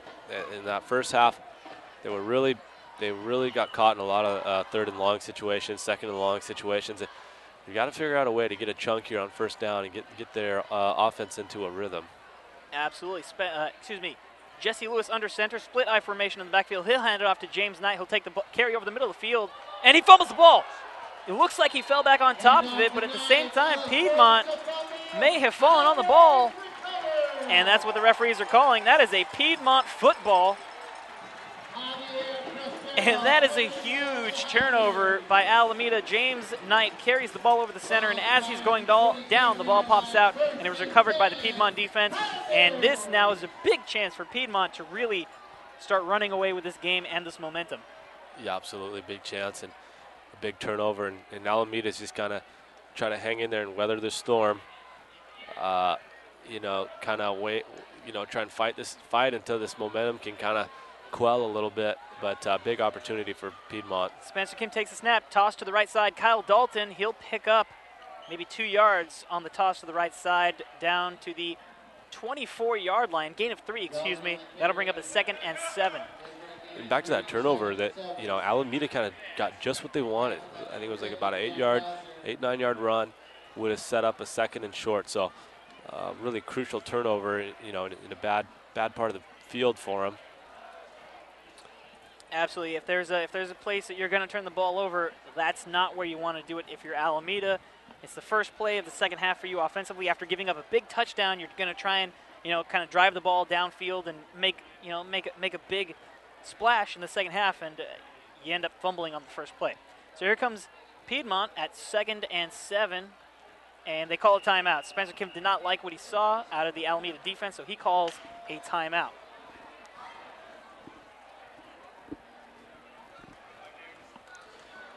Do you want to watch more of your school's great matchups like the game you are enjoying here tonight? Tell your school to sign up for the PlayOn Sports School Broadcast Program. The program allows schools to broadcast all their games and other activities on the web. For more information, go to playonsports.com/SBP.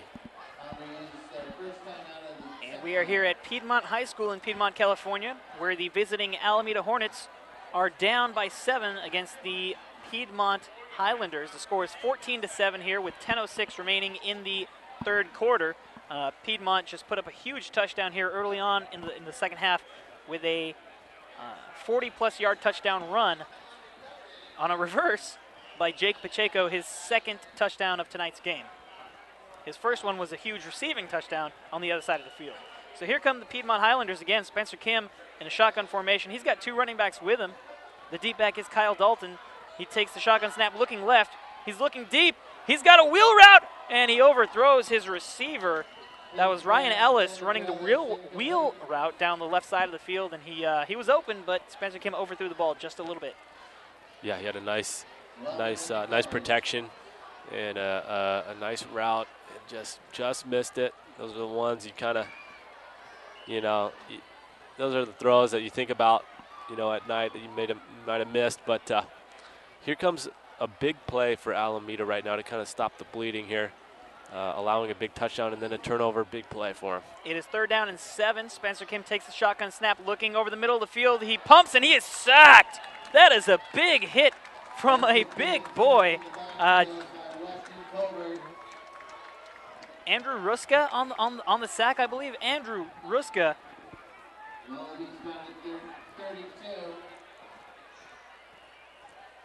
Yeah, again, what a play. Again, the numbers. The numbers are all funky. 5. I excuse me, thought that was 6. That was Weston Tolbert, the big fullback we were talking about earlier in the game. Big number 5, Weston Tolbert, with a huge sack of Spencer Kim on the play. Yeah, I thought it was 6. It was number 5. Big play from Tolbert. Got up the field quick in a hurry, and then, beautiful fundamental tackle. And that's the type of play that Alameda needs to maybe turn things around for him. Check this out. A very long field goal attempt here. Ali Chiodo will kick it from the 39-yard line. It will not get close. But the fact that they tried, that was I want to say a 49-yard field goal attempt. And there's a flag on the field, and it looks like it will be against Alameda, and that could hurt them very badly. That's roughing the kicker.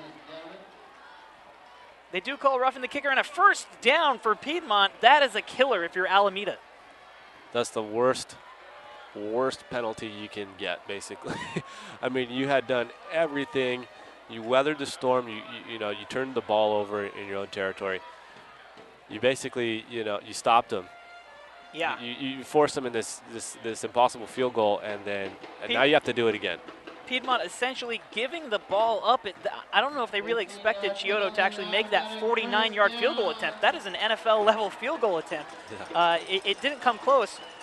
Piedmont essentially giving the ball back to Alameda, but Alameda gives it right back to Piedmont. They try the toss to the right side. Kyle Dalton finds a hole at the 10. Flag on the field, goes out of bounds at the 8-yard line. There's a flag back in the area of holding, and that's exactly what it is. They will bring that back.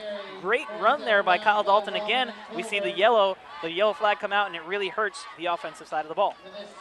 Yeah, if Piedmont's unable to take advantage of both the turnover and that fourth down penalty from Alameda, that's going to be a swing for Alameda. That's going to be a defensive win.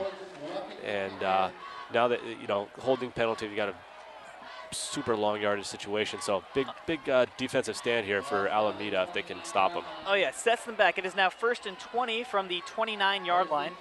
They try the run up the right side, dragging defenders. I did not get a number on that play. That was the running back number 7, Michael Tam, with one of his first carries of the night, just literally dragging a defender to the sideline. Maybe a short gain on the play. That'll bring up 2nd and about 19. Yeah, short gain, and then Tolbert came over and kind of finished the tackle. Yeah, Tolbert came in and made the tackle, finished it off while Tam carried a defender with him. Spencer Kim will take the snap. He'll have to roll to his right. He'll tuck the ball away. Eludes a couple of defenders, goes over the left side. He's going to turn this into a positive play.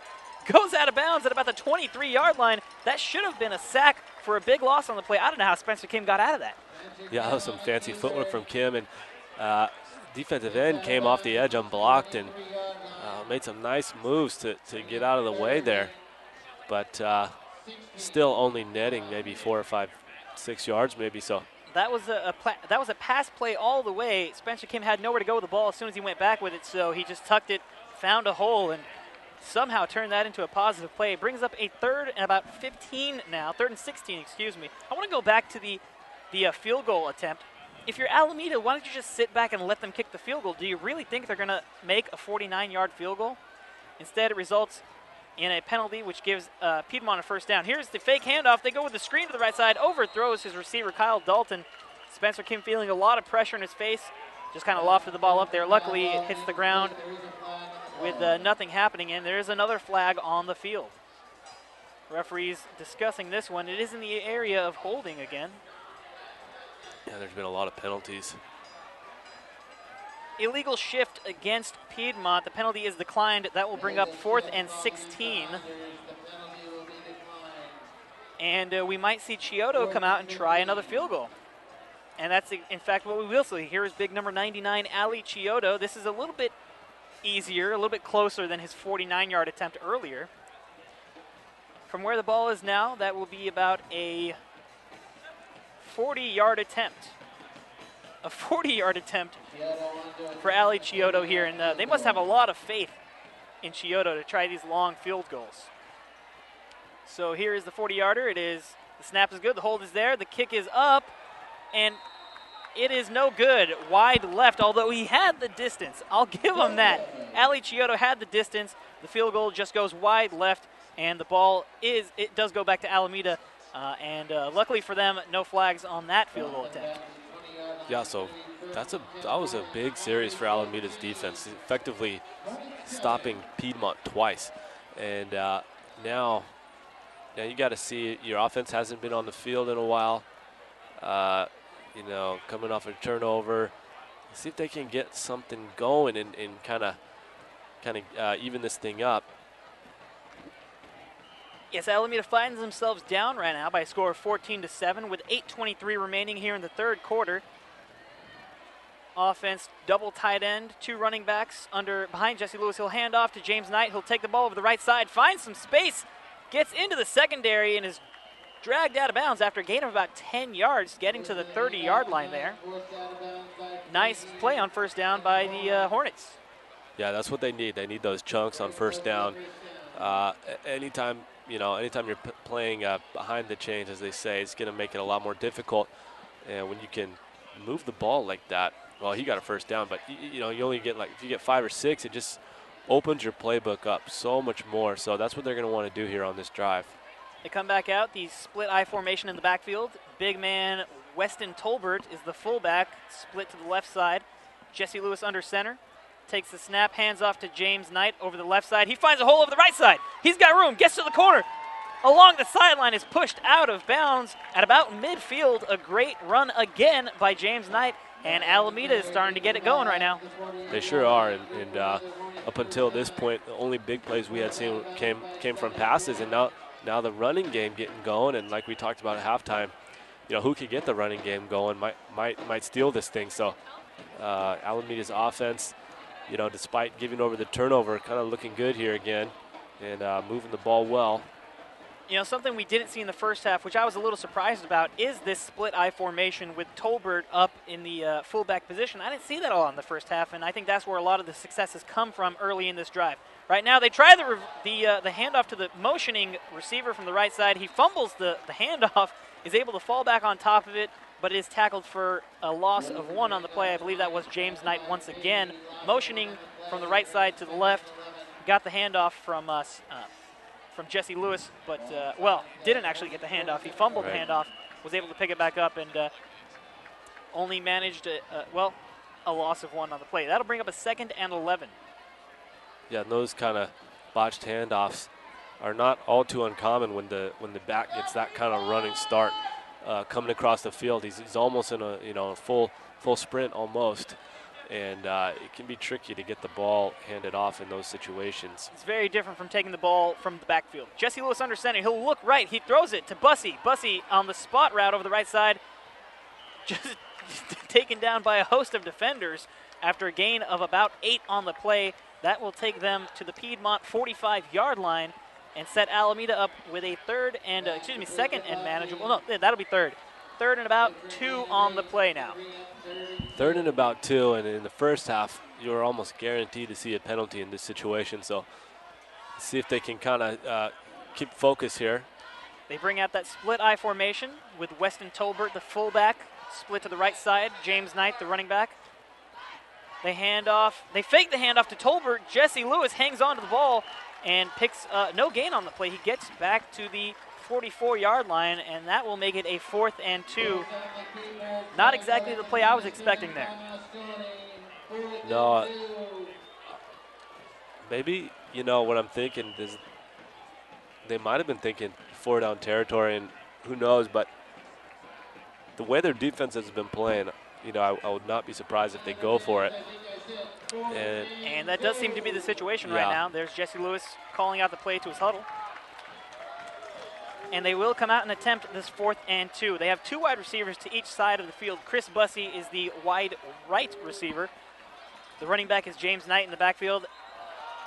And the defensive line, that was Doug Flood, jumped off sides.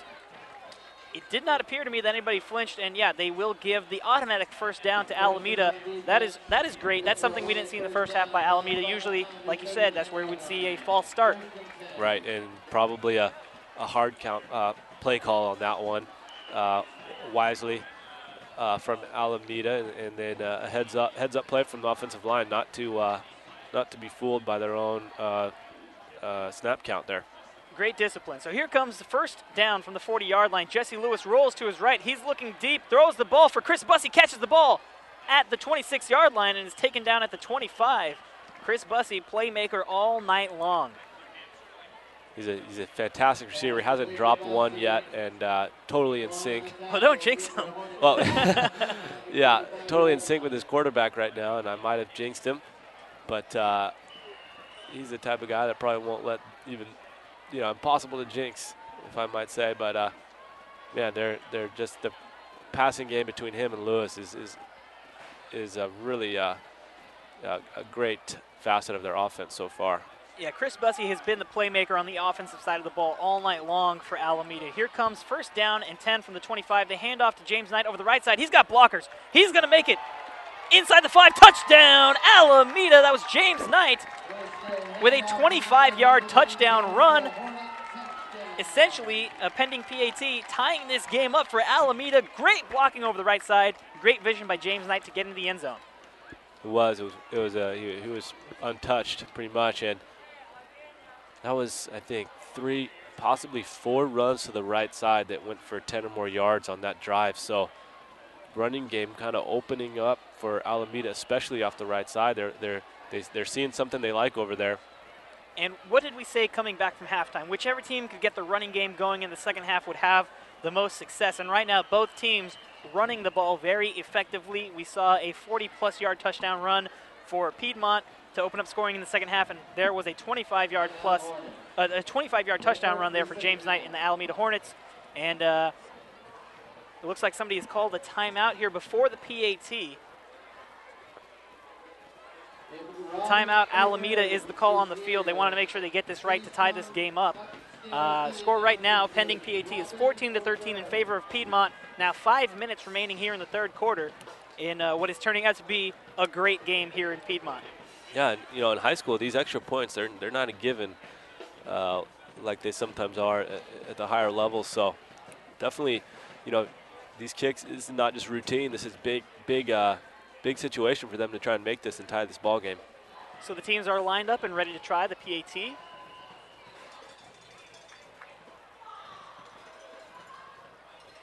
The snap, the hold, the kick, and it is through, and we are tied at 14. 4 minutes and 59 seconds remaining here in the third quarter, and we've seen the running game open up here in the third quarter. Yeah, we sure have, and we've also kind of seen a little swing in momentum to Alameda's side. So it's a good ball game. Been an exciting one, that's for sure.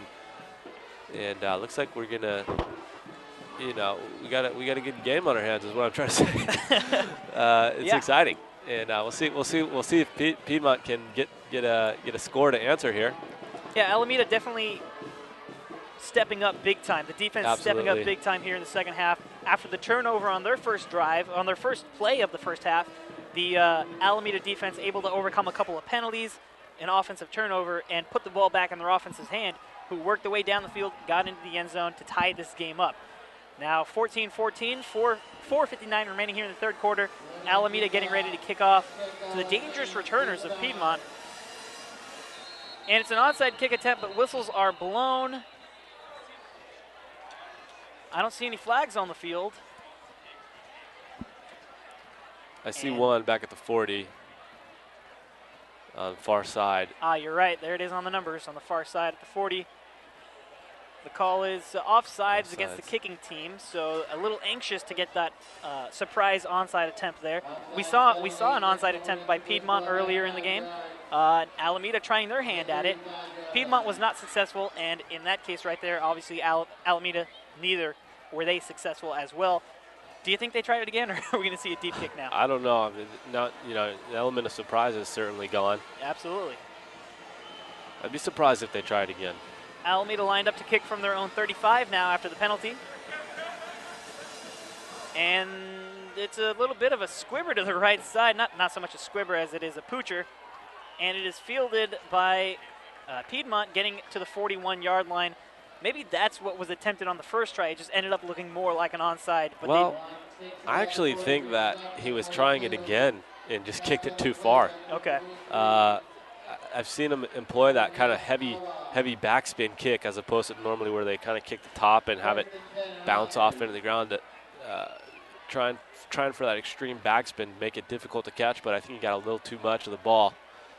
I don't know if you guys saw it, but we saw Kevin Garrett limping off the field over here for Piedmont. He's been a playmaker in tonight's game. Here comes the first down play. It's the fake bubble screen, handoff to Kyle Dalton over the right side for a loss of about 1.5 on the play. I just saw it before that play went off. It was Kevin Garrett now on the sideline getting looked at by the training staff. He was the player who recovered the fumble at the end of the first half, nearly running it back for a touchdown, but he is now being looked at on the sideline, limping off quite gingerly, really.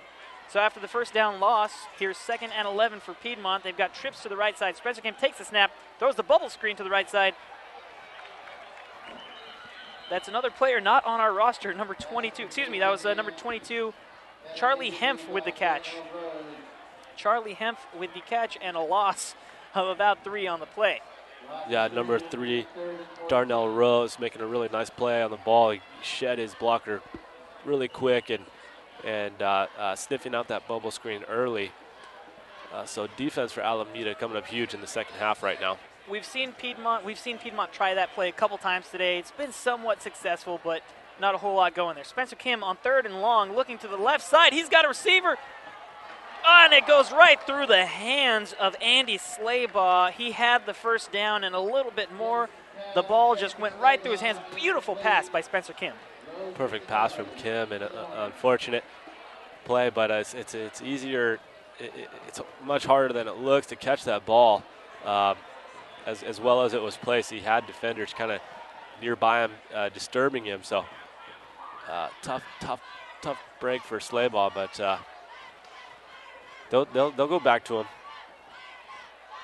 I imagine that's not the last time we'll call his name tonight either. So here comes the punt on 4th and long for Piedmont. They will punt it away. The dangerous, looks like Chris Bussey is back there for Alameda. He'll get a chance at this one. He has to roll to his right. It'll bounce at the 20, and he will not get a chance. It is fielded by Piedmont at the 20-yard line.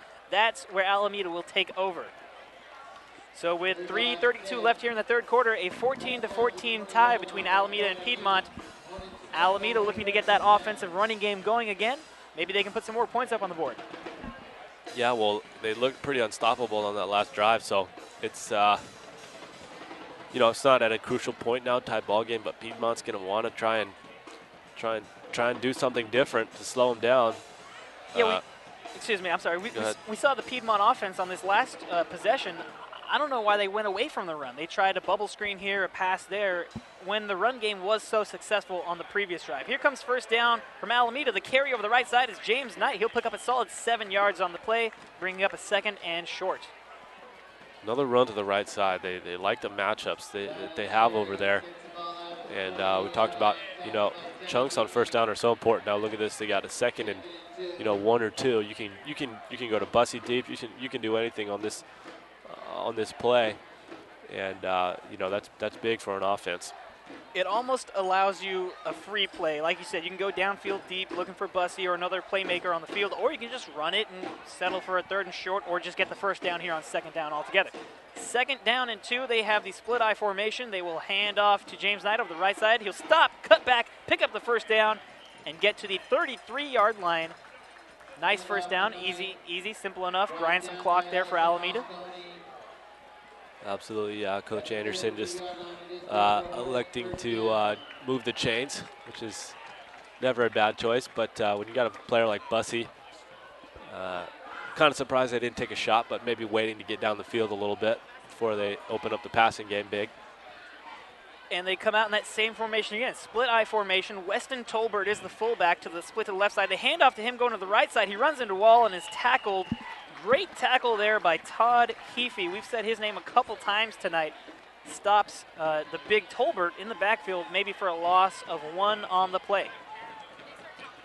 Defense kind of getting used to those right side runs a little bit maybe, and sniffing that one out. Ends up with no gain on the play. That'll bring up 2nd and 10 for Alameda, and that's something we didn't see a lot in the first half, are the the runs by the big man Tolbert. They didn't try to take advantage of his size as far as running the ball, although we did see him catch a pass or two. Here comes 2nd and 10. Jesse Lewis rolls to his left. He's looking for Bussey down the left sideline, and he throws it too far. It was a double move from Bussey. Ran it out route and then turned it upfield. And the interesting thing was he was so wide open on his first move to out.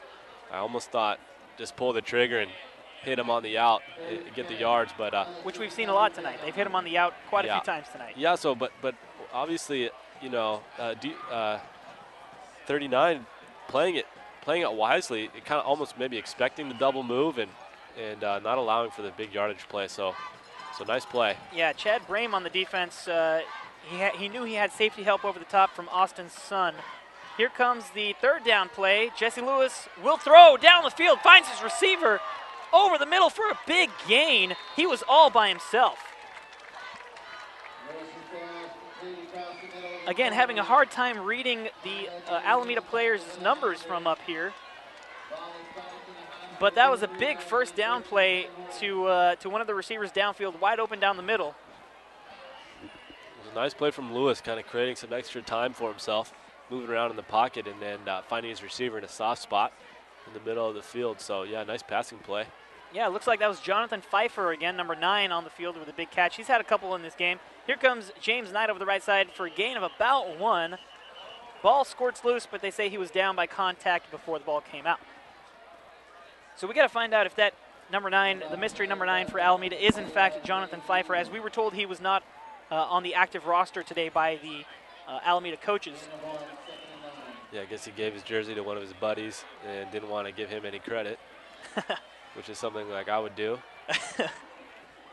So here comes Alameda now with a 2nd and 9 after the 1-yard run by James Knight. They have 2 wide receivers to the left. Chris Bussey is the slot receiver. Jesse Lewis will throw to him on the bubble screen. He'll catch a block, break a tackle at the 40, tries to come back in, shakes the defender, and goes out at the 30-yard line. Chris Bussey is a man on a mission today. Bussey putting on a show for us right close by where we're calling this game, and stiff arm shedding the first tackler, and then with no room on the sideline, he makes the guy miss, and he's been making some big-time plays tonight. He's got to be tough to tackle out there. He's got a lot of moves. He's long, he's lanky, he's strong. You saw him shove that defender off on that last play, but Piedmont doing an all-right job containing him. He has not scored tonight. Here comes 1st and 10. The handoff to James Knight over the right side. He is dragged down in the backfield. Loss of 1 on the play. Great play there by the Piedmont defender, who's slow to get up right now. Not quite sure who that was, but he is down on the ground.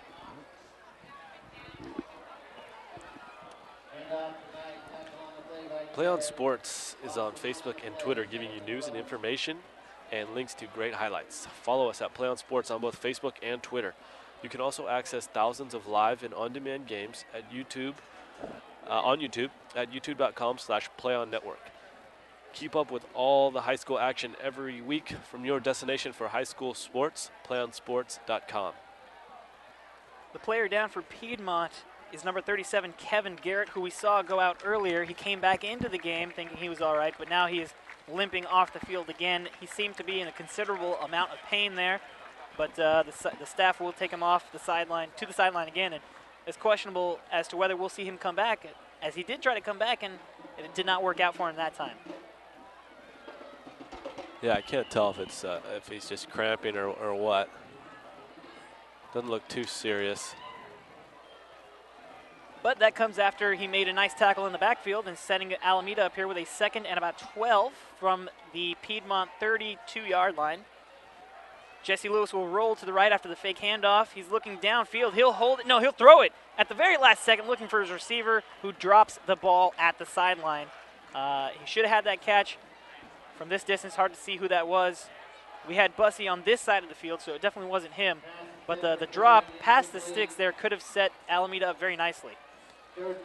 Yeah, those kind of one of the only miscues I've seen in the passing game from Alameda. They had Bussey wide open in the middle of the field, but Lewis kind of held on a little bit too long. Still found an open man, but couldn't come up with the catch. So 0.8 left somehow. The clock stops with 0.8 seconds remaining here in the third quarter, so this will be the last play of the third quarter on 3rd and 12 for Alameda. Spencer under center will drop back, throw the screen pass to his left, but a bad throw to James Knight, and that will end the third quarter. The score is tied 14-14. Each team able to put up a touchdown in the third period. Takes us into the fourth quarter, the final 12 minutes with a big tie. And like we did talk about, the rushing game had to improve for both these teams, which it did there in the third quarter, and it resulted in a touchdown for both teams.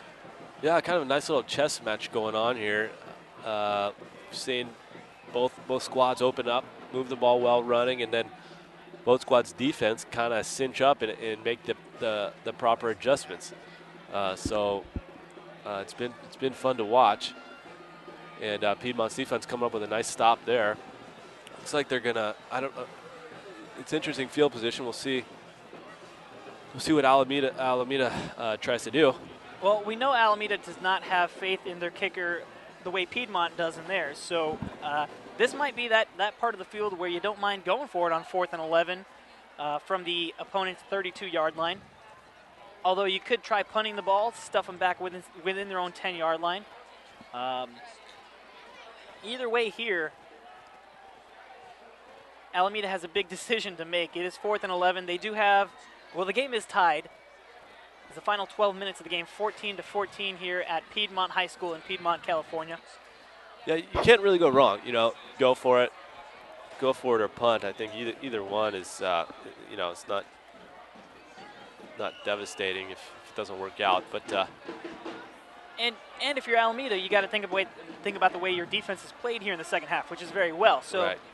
You feel okay setting up your defense in this spot, and they will, in fact, go for it here on 4th and 11 from the 32-yard line. Jesse Lewis under center will take the snap. He'll roll to his left side. He'll throw over the middle for Chris Bussey, who drops the ball. He got hit right as the ball came in. He got hit by Charles Twan there, who's made a couple plays defensively for Piedmont, and the play results in a turnover on downs. Yeah, there's my jinx coming into play. And Bussey finally losing hold of one, but it was a good play by the defense, putting a hit on him right as he caught it. Yeah, I got to say that was definitely more of a great defensive play than a bad play by Bussey. He was open, he had the first down if he caught it, but he was hit right as the ball came in by Charles Twan, loosening the ball up and turning the ball over on downs. So now we'll see Piedmont take over. They have 3 receivers to the right side. They'll hand off to Kyle Dalton over the middle on the draw. He'll break through some defenders to pick up a solid 9 yards and get to the 40-yard line for Piedmont. So now this is where a player is down for Alameda on the field. The training staff will come out to take a look at him.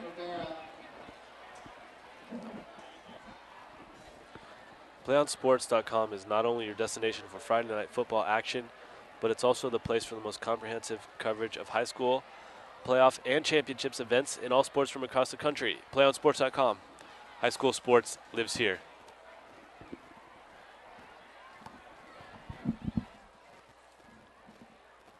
And the players still down on the field for Alameda. Don't quite have a number on that player yet, but it looks like a big interior defensive lineman. And he gets up to his feet slowly. He's going to make it off the field. Number 15, Jesse Lewis is a fighter. He's going to walk off the field. Apparently that was number 15, Jesse Lewis, the quarterback for Alameda, who also plays defense. Down on the field there. We'll see if that affects the offense for Alameda here in the fourth quarter. Here comes the 2nd and 2 for Piedmont. And the play is stopped before the ball is snapped. Everybody looks a little confused on the field right now, including the referees. And nothing will happen. So they will roll the clock once again, and Piedmont will line up. Now they have a bunch formation in the backfield, 2 receivers to the left, 1 receiver to the right. Spencer Kim puts his slot receiver in motion. He'll fake the handoff to him, handoff to Kyle Dalton, who is taken down in the backfield by the big man.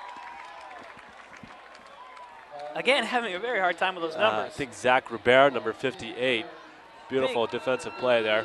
Big play in the backfield by Rivera. bringing up a third and about 4 for Piedmont. Kyle Dalton taking down the backfield there. Yeah, Alameda's defense really showing up here in the second half, turning what looked like definitely a opportunity for Piedmont to move the chains into now kind of a tricky third down play. Third down and about 4 for Piedmont. They got bunch receivers to the right side. Fake the throw there. They hand it off over the middle. That was Michael Tam, who did not get the first down. He stopped at the line of scrimmage, and that will bring up 4th down from about the 38-yard line for Piedmont, and they will bring on the punt formation. So Piedmont in those running plays kind of trying a lot of misdirection and fakes. Alameda not being fooled there. Nice defensive stand. Something we've seen from the Piedmont punt team tonight is they directionally punt the ball away from Chris Bussey wherever he is back to return. Let's see if they try that again right here. 10 minutes remaining here in the 4th quarter. Piedmont punting the ball away. And this one goes right to Bussey in the middle of the field. He'll have a chance, but he is surrounded. He gets past the first wave of tacklers, and he is taken down at the 39-yard line. How did he avoid those first 4 tacklers?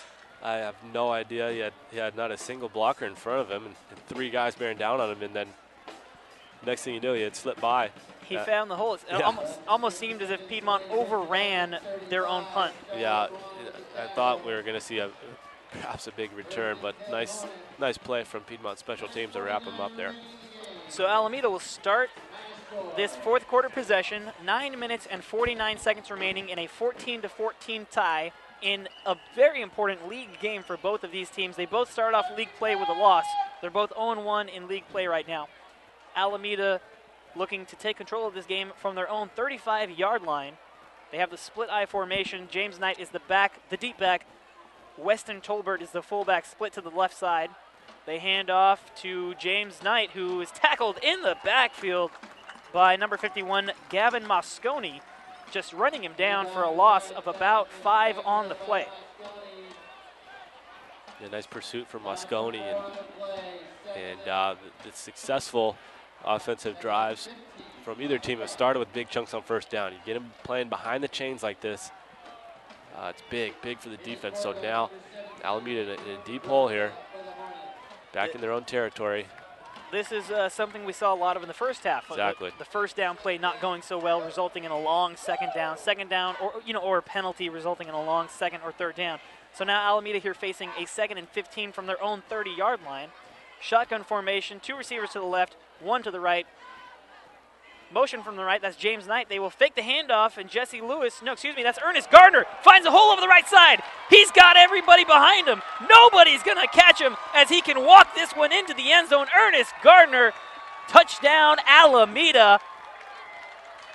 And that is a play we've seen all night tonight with a handoff to the motioning receiver from one side to the other, although Jesse Lewis not quite the athlete that Ernest Gardner is, who takes that QB sneak, if you will, into the end zone.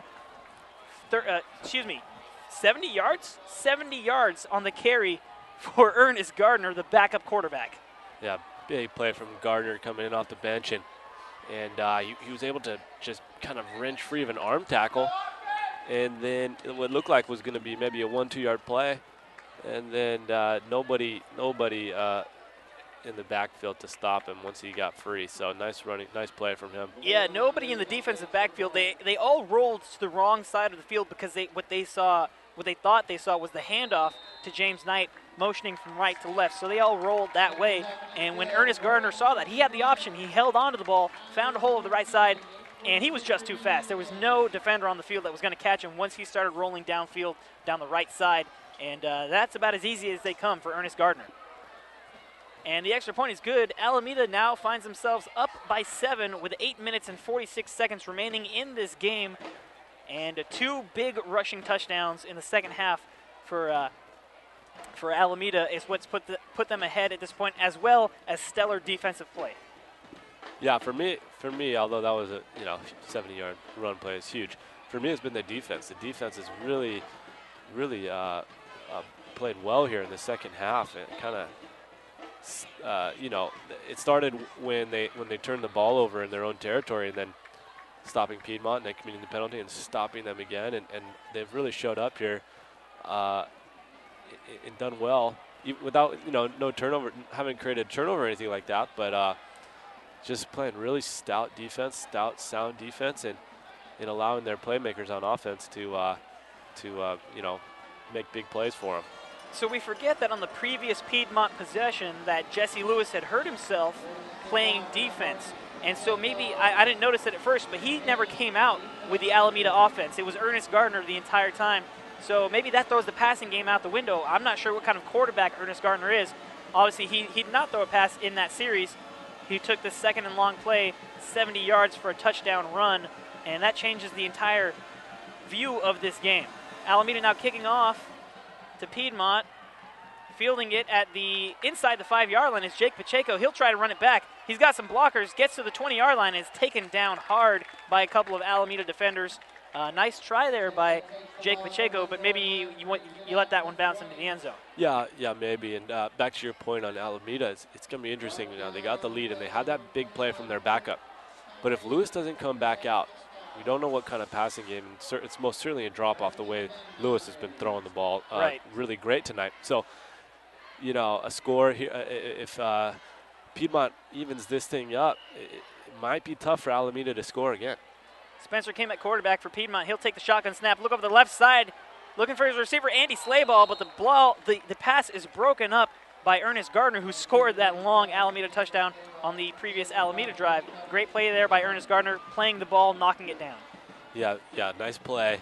I kind of thought he could have had an interception there, which would have been devastating to Piedmont, but he's doing everything right now, scoring touchdowns and breaking up big passes. So excellent play here from Gardner in the second half. Spencer Kim maybe underthrowing that ball just a little bit. Slayball didn't really have a chance on that one. It was perfectly defended by Ernest Gardner. Here comes the 2nd down and 10 play from the 20-yard line for Spencer Kim. Takes a shotgun snap, hands it off, and they try the reverse, but the ball is fumbled and recovered by Alameda, and that is a huge turning point in this game.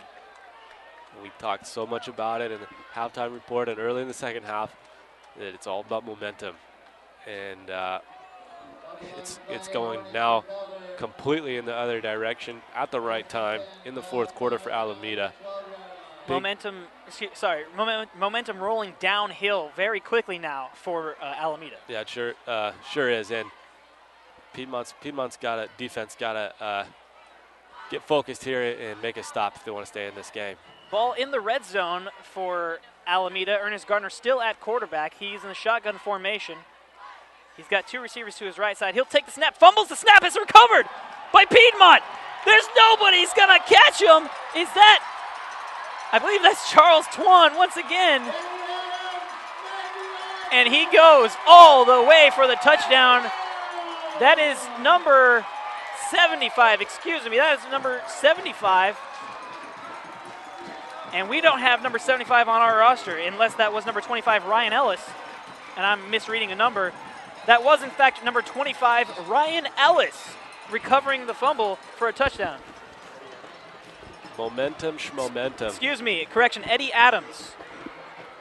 I guess it doesn't really matter in this game who has the momentum. Wow, what a play.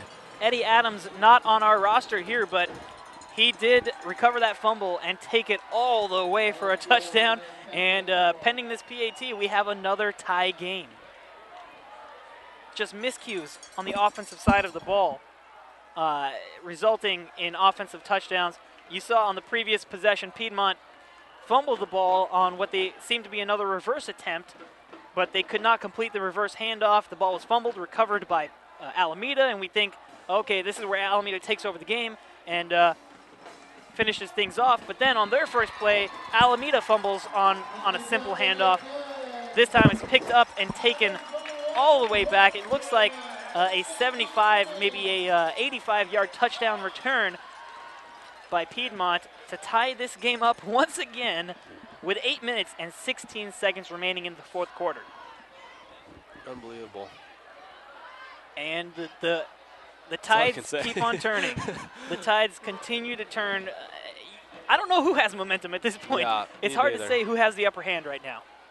Well, certainly after a score, you got to feel like Piedmont's fired up. But, both teams have been able to answer each other in this game. What's going to be interesting for me is, without Lewis, what kind of offense are we going to see here from Alameda? Yeah, they scored last series, but it was this big, huge run that, right. Piedmont's going to be prepared for probably a little bit better this time around. So see what kind of offense they elect on this drive. And it's fair to say that the change at quarterback might have had a lot to do with that fumble, which we've seen twice tonight. Ernest Gardner comes in, tries to hand the ball off, and it results in a fumble that is recovered by Piedmont. This time, not only is it recovered by Piedmont, it is picked up and returned for a huge touchdown. Tying this game at 21 with 8 minutes and 16 seconds remaining in the fourth quarter. Piedmont will now kick off. Chris Bussey will have a chance to return this one. No, he will let it bounce into the end zone for the touchback. He's got to be careful for that one. If that one bounces the other way, it's a live ball. If that one doesn't get into the end zone, that's a live ball for Piedmont. And Chris Bussey just kind of watched that one float over his head and started running away from it. Yeah, he could have bounced the other way easily. You see that on kicks all the time. There is a flag on the field during that kickoff. It is around the Alameda 30-yard line. Hard to say what that could be. Well, I thought it came kind of well after the play was over, so it might be some kind of sportsmanship call. Or no call from the referees just yet. They're still discussing it.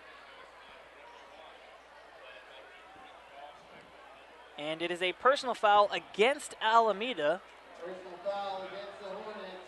And that will push the ball back Take the ball back from the 31-yard line to the 16-yard line. So I guess they implement the penalty from the spot of the foul, because I don't see how that puts the ball at the 16-yard line any other way.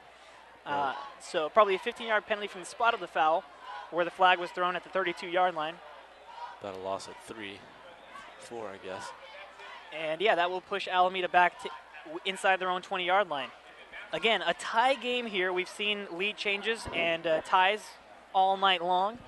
Right now, 21-21, 8:16 remaining in the game. Alameda with a chance from inside their own 20-yard line. No, they're going to push them back even further here now. The ball will go down to the 10-yard line, and that's where they will spot the ball finally, and that's where Alameda will take over. So 1st and 10 from their own 10-yard line. Ernest Gardner, it looks like Jesse Lewis has finally returned for Alameda. It looks like that's him under center, number 15. He will hand the ball off to the left side. James Knight finds a small hole, picks up about 2 yards, and yes, that is in fact Jesse Lewis back under center for the Alameda Hornets. Well, that's definitely good news for him offensively.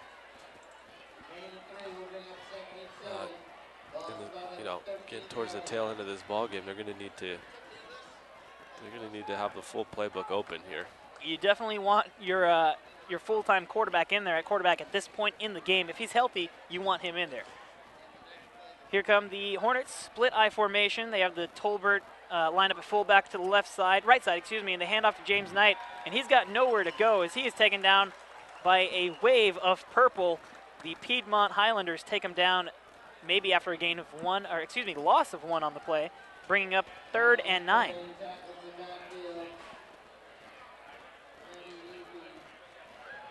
And now if you're Alameda, you want to be very careful about what you do with this ball. Yeah, you want the first down, but you really don't want to turn it over at this spot in the field. You want to give your punt team a chance, at least if you can't convert this 3rd down, you want to give your punt team a chance to send the ball down the field a little bit, set your defense up a little bit better.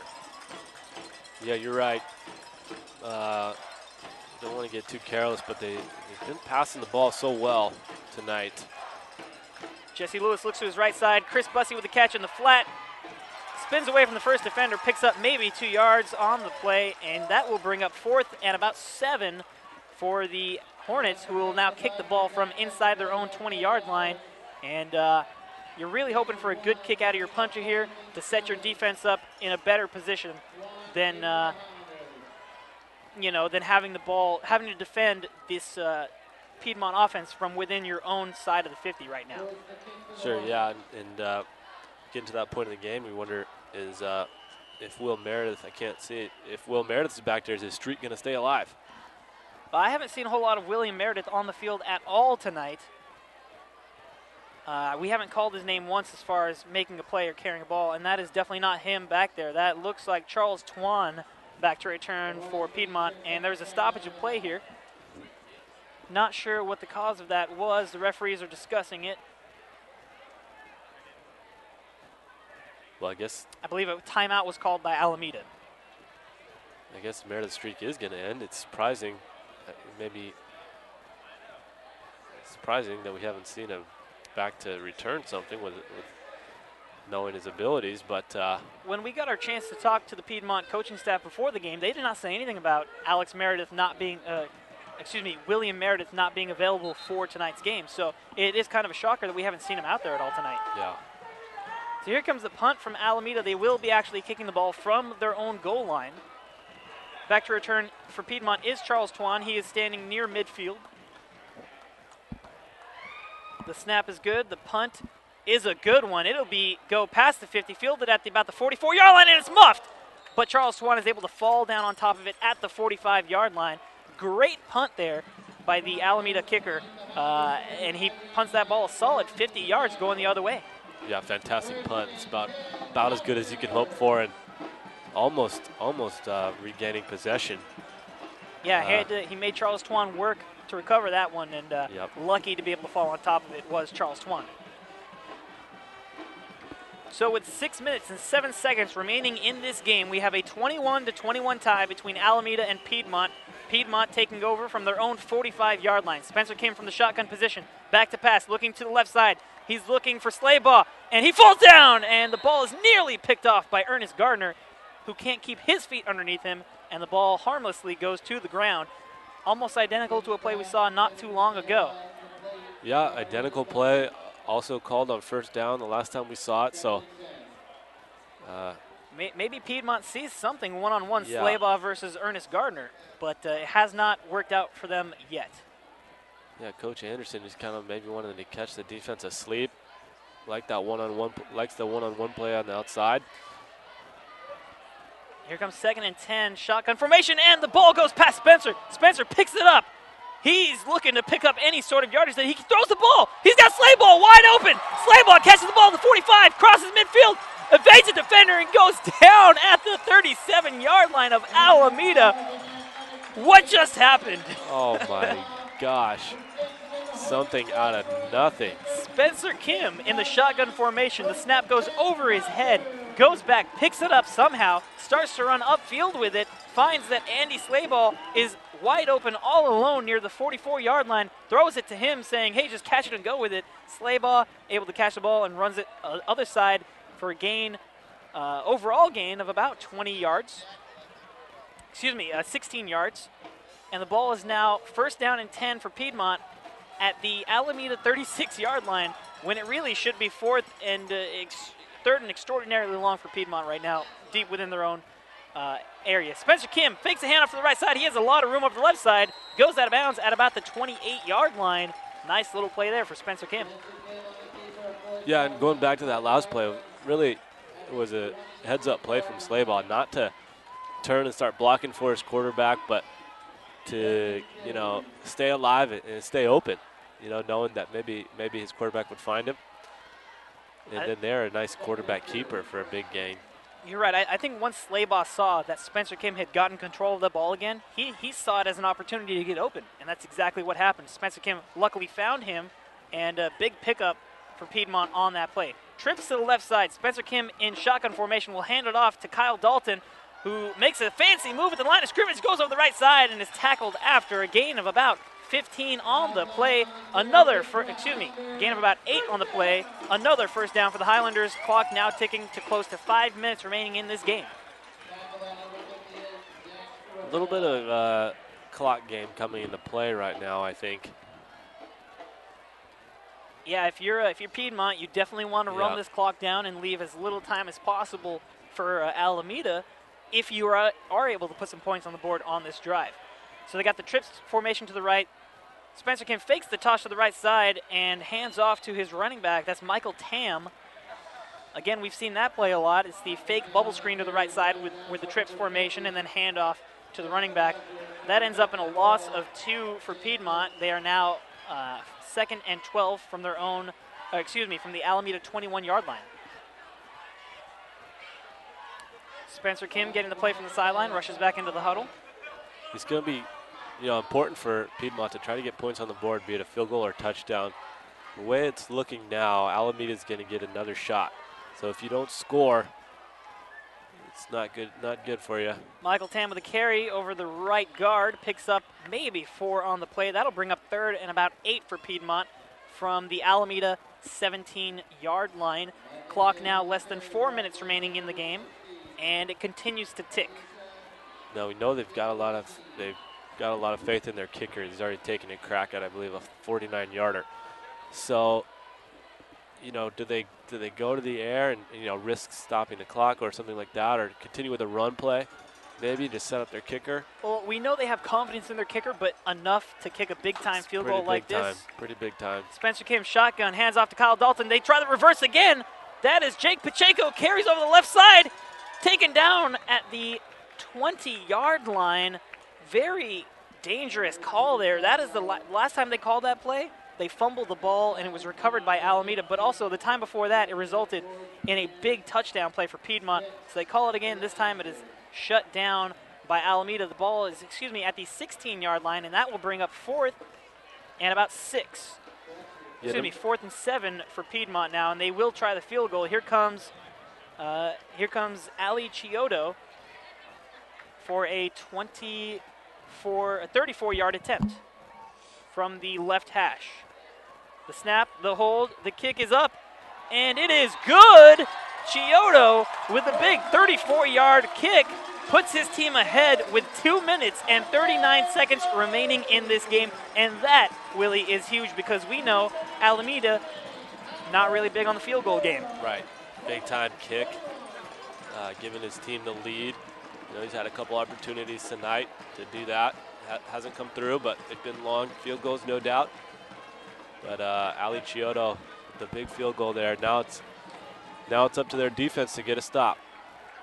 And how tough of a field goal is that? Not only the length at this level of sport, high school, but from the left hash, which is so much wider than the NFL game. The hash in the NFL goes right down the middle of the field, the hash marks. The hash marks here, they're spread out. They go halfway between the middle of the field and the numbers. That's a long way to go out to one side, and that's where he had to kick from. He had to angle that kick correctly, not only to get it the distance it needed to go, but also to get it through the uprights. Big-time kick there from Ali Chiodo for Piedmont, putting his team up by 3, and like we said, may as well be 7 the way Alameda kicks the field goal game. It doesn't seem they have a field goal kicker they count on to be able to kick any sort of field goal more than 20 yards. Right. So Alameda's looking for the win or nothing here. Both of these teams taking it here to the final minutes. 2 minutes and 39 seconds remaining in this game. Piedmont now up by 3, 24-21 in this, a very important league game for both teams, both coming in with an 0-1 record in league play. That's James Knight with the kickoff return over the left side. He finds some room, gets close to the 45-yard line. I believe that was James Knight picking that kickoff up around the 12-yard line, and a nice return gets it out to about the 44-yard line. Yeah, good start for Alameda, just what they needed. So here it is, 2:30 left. One more chance for Alameda. And this is what you play for. Yeah, this is what it's all about right here. Whether you want to play quarterback, if you're a kid in high school and you want to play quarterback, you want to lead your team on the game-winning drive with 2 minutes left on the clock, like this is your chance. Jesse Lewis comes out. He will be under center for Alameda. They have 2 wide receivers to the right side. Chris Bussey is a slot receiver, and 1 running back in the backfield. Jesse Lewis, there's a flag at the snap of the ball. Jesse Lewis throws, finds Bussey at the 45-yard line on the other side of the 50. That's going to be a first down pending the penalty. They're going to set the ball at the 46-yard line, and the way that ball was called, it's probably offsides on the defense. Yeah, they let the play go, so it couldn't have been a false start. Oh. It is a false start. It is a false start against Alameda. Why would they let the play go if that was the case? I don't know. So they let the play go when the whistle should have been blown, and then the referee even spotted the ball where Chris Bussey caught the ball. To me, that doesn't seem right. If it's a false start, you blow the whistle and stop the play before it even happens. But they let the play go. And again, a penalty hurts Alameda in this situation. Now facing a 1st and 15 from their own 39-yard line. 2 receivers to each side. Chris Bussey in motion from right to left. They will throw the bubble screen to Bussey, and it's just overthrown. Incomplete pass. Jesse Lewis just put that ball out of the reach of Chris Bussey, and that will bring up 2nd and 15 from their own 39-yard line. 2 minutes and 3 seconds now remaining in this game. Well, they've got to try to get half of this back or close to it. You're definitely in 4-down territory here, so you don't need to, oh, well, you got 2nd down, excuse me. So 2nd down, right. Yeah, I thought it was 3rd, I guess, because of the penalty. Anyways, still want to get it back, nevertheless. If you're Piedmont, you're keying in on Chris Bussey, right? You got to, yeah, absolutely. They've been going to him a lot. He's been making some big plays. Jesse Lewis on 2nd and 15 will roll to his left, looking for, that is Pfeiffer over the left side. Runs a nice little comeback route. Perfect throw there from Lewis. Catches it at the 50-yard line, and that will bring up a much more manageable 3rd and about 4 for Alameda. Yeah, nice play there. Making this 3rd down a lot more manageable. Keeping their drive alive and their hopes to win alive, essentially. 1:53 remaining in this game. A 24-21 lead for Piedmont. Playing defense right now, trying to keep Alameda from scoring a game-tying or taking the lead score here. And, oh my goodness, the short pass to the left side. I want to say that that's Ernest Gardner out there on the left side who dropped an easy 1st down pass.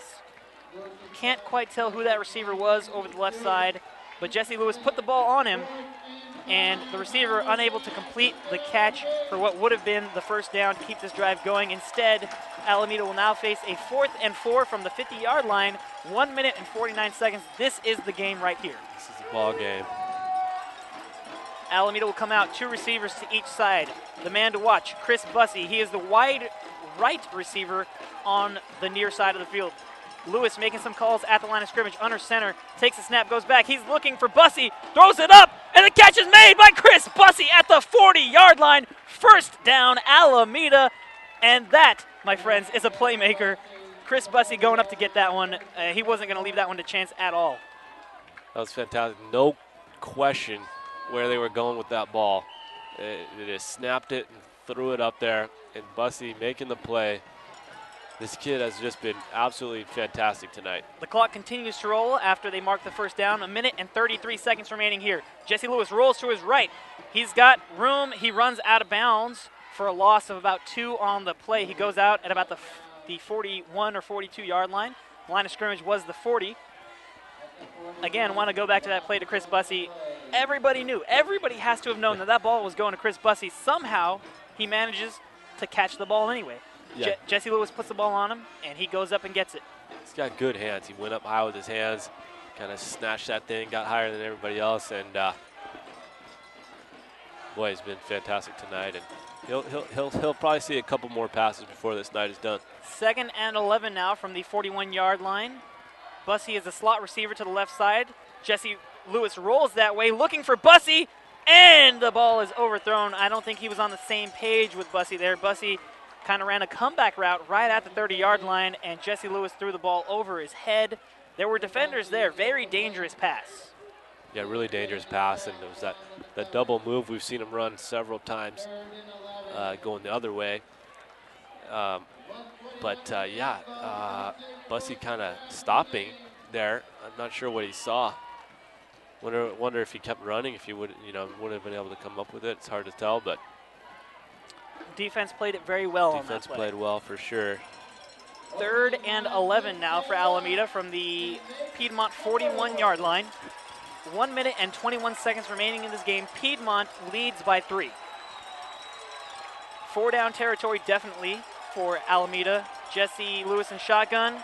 Bobbles the snap, but takes it, throws up the right side, and throws it behind his receiver, who was open on the play, running a slant route just past the spot route on the play. Can't quite tell who that receiver was, but the ball thrown behind him looks like that might have been number 10, Baruch Ghebreyesus. But he not able to get his hands on the ball, and that will bring up the biggest play of the game to this point. 4th and 11 for the game. Another big 4th down. Piedmont locate number 11. And that's got to be the play. That's your game plan. That's the play call. Number 11, find him.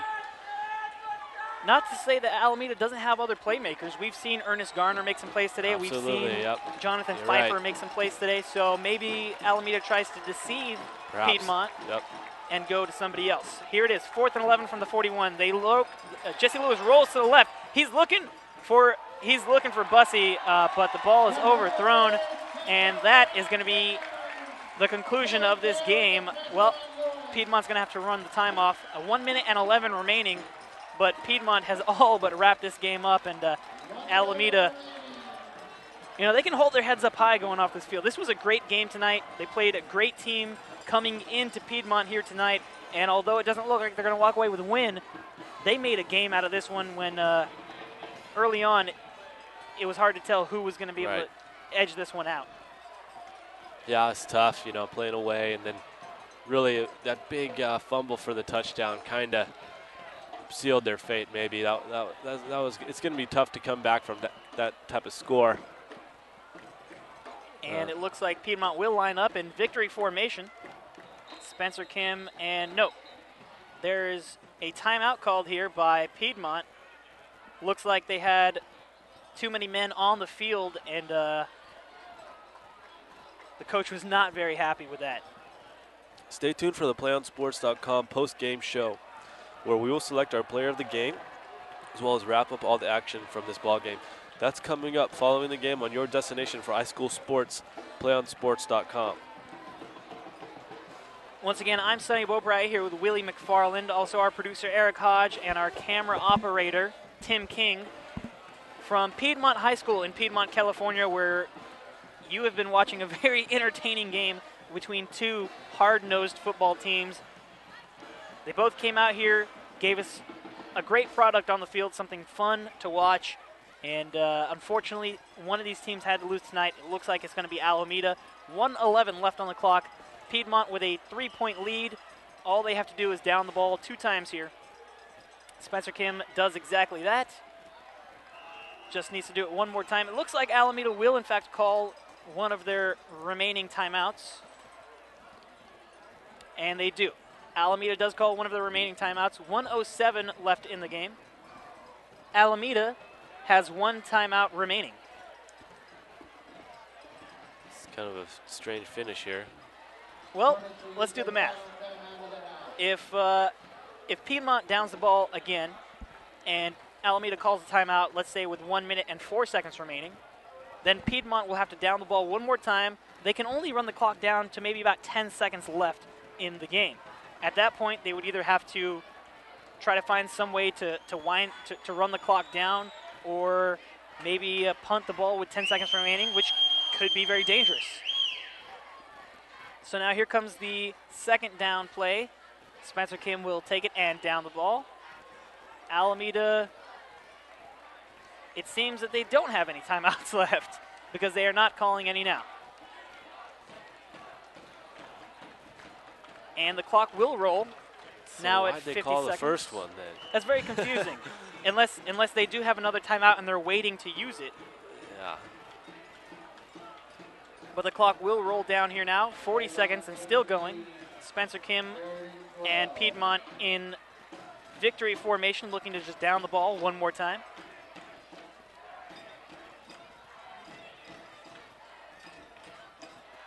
And he downs the ball with 26 seconds remaining. And in fact, that will end the game. Alameda does not have any more timeouts. Your final score from Piedmont High School tonight: the Hornets of Alameda 21 and the hometown Piedmont Highlanders 24 in what was a very exciting game for us. Ladies and gentlemen, we invite you to stay tuned to PlayOnSports.com for our post-game coverage. We'll wrap things up here in our post-game show, and we'll have an interview with our player of the game, which we have yet to determine. That's coming up in just a few moments. Once again, the final score: the Piedmont Highlanders have defeated the Alameda Hornets by a score of 24-21 on Friday Night Football on PlayOnSports.com, your destination for high school sports.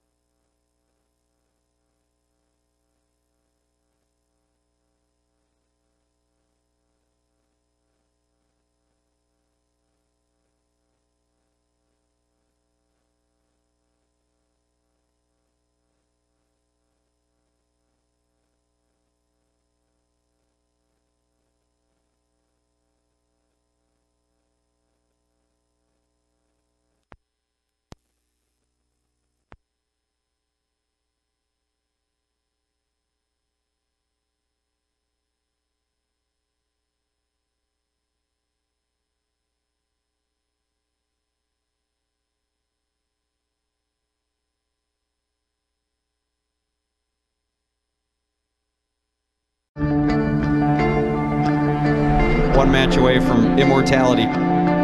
This is a total team effort.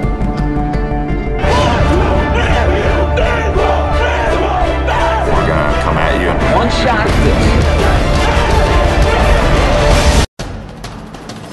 We can get a player up here. Oh, that's good stuff. All right, perfect. Prepare a Wiley Ballard graphic. Do you want me to start the stream? Start the stream. Camera 3. Beautiful. We're coming in on 1. For more information on how your school can join the PlayOn School broadcast program, go to playonsports.com/SBP. 4th and 10 from the 41-yard line for St. Augustine. Kennedy dropping back to pass. Looking left, firing, incomplete, intended for Noland. No penalty flags on the field. Mar Vista will take over on downs, and Jordan Lertique will take that knee. And the Mar Vista Mariners knock off the number 2 seeded St. Augustine Saints at Mesa College in a dominating performance on both sides of the football for Mar Vista. They trailed 14-0 and came back. Again, down 2-0, facing adversity, and they've really just turned the table around since game number 3. Set an attack, great block made back inside the Maverick zone. A chance there by Bosback back inside the Maverick zone. Ball attacked there by Bosback, a second opportunity by Bosback. Lift violation call. Winner. It's over the neck call. Oh my goodness! Bosback reached over on the attack. A Maverick error wraps up the title for the Presentation Panthers. A 15-9 victory in game number 5, and they wrap it up coming back from 2-0 down match-wise and take it 3-2.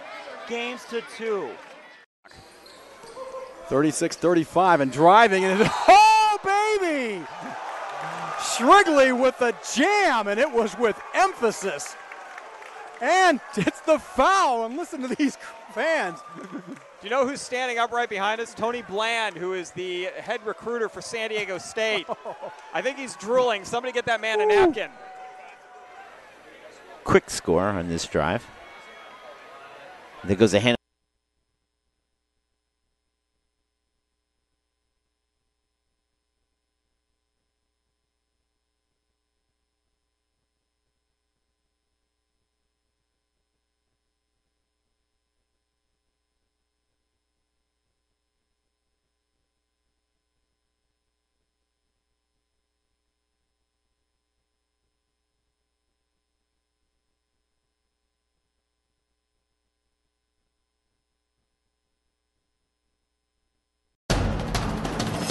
We can get a player up here. Oh, that's good stuff. All right, perfect. Prepare a Wiley Ballard graphic. Do you want me to start the stream?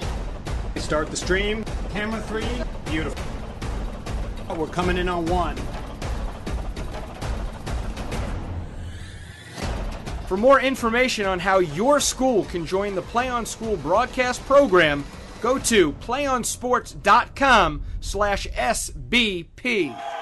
4th and 10 from the 41-yard line for St. Augustine. Kennedy dropping back to pass. Looking left, firing, incomplete, intended for Nolan. All right, excuse our technical difficulties. Welcome back to PlayOnSports.com, your destination for high school sports. I'm Sonny Boberide with our player of the game right here, Jake Pacheco of the Piedmont Highlanders. Jake, you had a great game tonight. You had a touchdown catch. You had a huge touchdown run.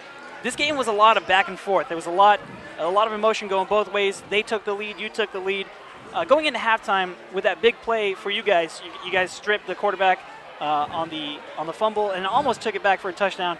But how much did that help you guys take momentum into halftime? And what was Coach telling you guys? Well, it was a huge play for us in that, we were really sort of struggling to get anything going. But the play just totally invigorated our entire team. And our coach came in and he told us, everyone on our team has the ability to win. We knew we were playing a really tough opponent, and I have so much respect for the team we played today. But that really just sort of set the tone for the second half, and it showed us, we can play with these people. Absolutely. We can beat them. Yeah, and it was a great game all the way to the end. You had a big touchdown catch in the first half. Tell us what happened on that play. Was that a designed play to go to you, or were you a second or third option on the play? Yeah, I mean, on that play, our first read was actually to the other side, so I think our quarterback came back to me. Yeah. But it was a great read by him, and just perfect throw right in the corner. Yeah. So it's great to see the offense clicking like that. It's all on that line to give him enough time, to come off the first read and look back to me on the backside. Yeah, and you made a great play on the ball. You and the defender are going hand-to-hand combat, basically, and you came down with the ball. And in the second half, you had the huge touchdown run on reverse. Were you guys setting the defense up for that? Because we'd seen you run the motion handoff a lot, but then there was the motion reverse, and you had just green to work with. Yeah, that was sort of our game plan coming in. We really wanted to stem that and set it up with multiple plays. And on that play, actually, our quarterback got a really good block on the edge. Yeah. So Spencer Kim going down with you, exactly. and he sealed the edge for you. Yeah, so he actually made that play. But it's great to see the team coming alive and everyone blocking and everyone trying to succeed. That's great. Well, again, this is Jake Pacheco of the Piedmont Highlanders. Great game tonight, 2 touchdowns. Congratulations on the win. Thank you very much. And good luck in the Thank future. you. We'll be right back with the end of our post-game coverage here on PlayOnSports.com, your destination for high school sports. We can get a player up here. Oh, that's good stuff. All right, perfect. Prepare a Wiley Ballard graphic. Do you want me to start the stream? Start the stream. Camera 3. Beautiful. We're coming in on 1. For more information on how your school can join the Play On School broadcast program, go to playonsports.com/SBP. 4th and 10 from the 41-yard line for St. Augustine. Kennedy dropping back to pass. Looking left, firing, incomplete, intended for Noland. No penalty flags on the field. Mar Vista will take over on downs, and Jordan Lertique will take that knee, and the Mar Vista Mariners knock off. Once again, welcome back to PlayOnSports.com. I'm Sonny Beaupre here with Willie McFarland, and we just witnessed a great game between two teams fighting for position within their league. Both teams came into this game 0-1 within league play, and they both needed a big league win. The Piedmont Highlanders hosting the Alameda Hornets, and it turned out to be a great one. 24-21 is the final score. Piedmont comes out on top, and really it was the second half where we saw an explosion of offense for both teams. What was the big turning point for you in this game, Willie? For me, the big turning point had to be the defensive score. It came. They had just turned over the ball, I believe. Alameda has a chance to go up 2 touchdowns and kind of take control of the game. And we saw an 80-yard or 75-yard fumble recovery touchdown. And for me, that was kind of the turning point in the game. And anytime you score defensively like that and add 7 points just on defense, it's going to be hard for the other team to overcome. Absolutely, and it came right at the perfect time for Piedmont as they had just given up the ball on a turnover, like you said, and their defense on the first play back able to make a big play. I think a lot of it had to do with the fact that Jesse Lewis was off the field for Alameda with an injury, and Ernest Gardner had come in to hand the ball off, and it just did not work out. Fumbled around the 15-yard lines, and then still an unnamed Piedmont defender able to pick it up and run it back about 85 yards for a touchdown, completely changing the tide of this game and eventually giving Piedmont the win by a score of 24-21. A lot of big offensive plays on both sides of the ball as well. We saw Chris Bussey for Alameda come up and make a lot of big clutch catches, especially there late on that last drive. But in the end, it is the play of Piedmont that puts them on top for their first league win of this season. Player of the game, we just spoke to him, Jake Pacheco, saying that the coach fired him and his team up, and there was no way they were going to lose this game. So for our crew here today, I'm Sonny Beaupre. This is Willie McFarland with our producer Eric Hodge and our camera operator Tim King for PlayOnSports.com. Thank you for tuning in tonight. We are PlayOnSports.com, your destination for high school sports.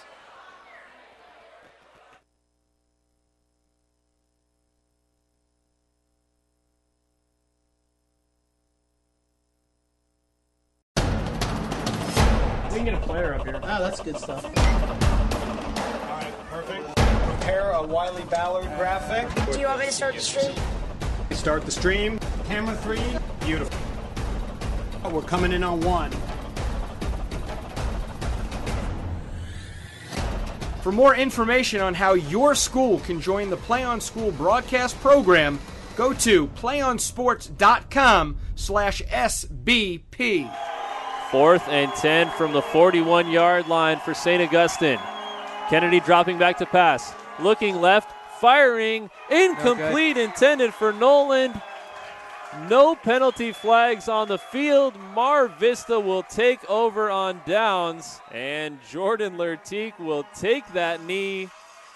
And the Mar Vista Mariners knock off the number 2 seeded St. Augustine Saints at Mesa College in a dominating performance on both sides of the football for Mar Vista. They trailed 14-0 and came back. Again, down 2-0, facing adversity, and they've really just turned the table around since game number 3. Set an attack, great block made back inside the Maverick zone.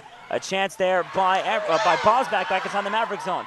Ball attacked there by Bosback, a second opportunity by Bosback. Lip violation call. Winner. It's over the neck call. Oh my goodness. Bosback reached over on the attack. A Maverick error wraps up the title for the Presentation Panthers.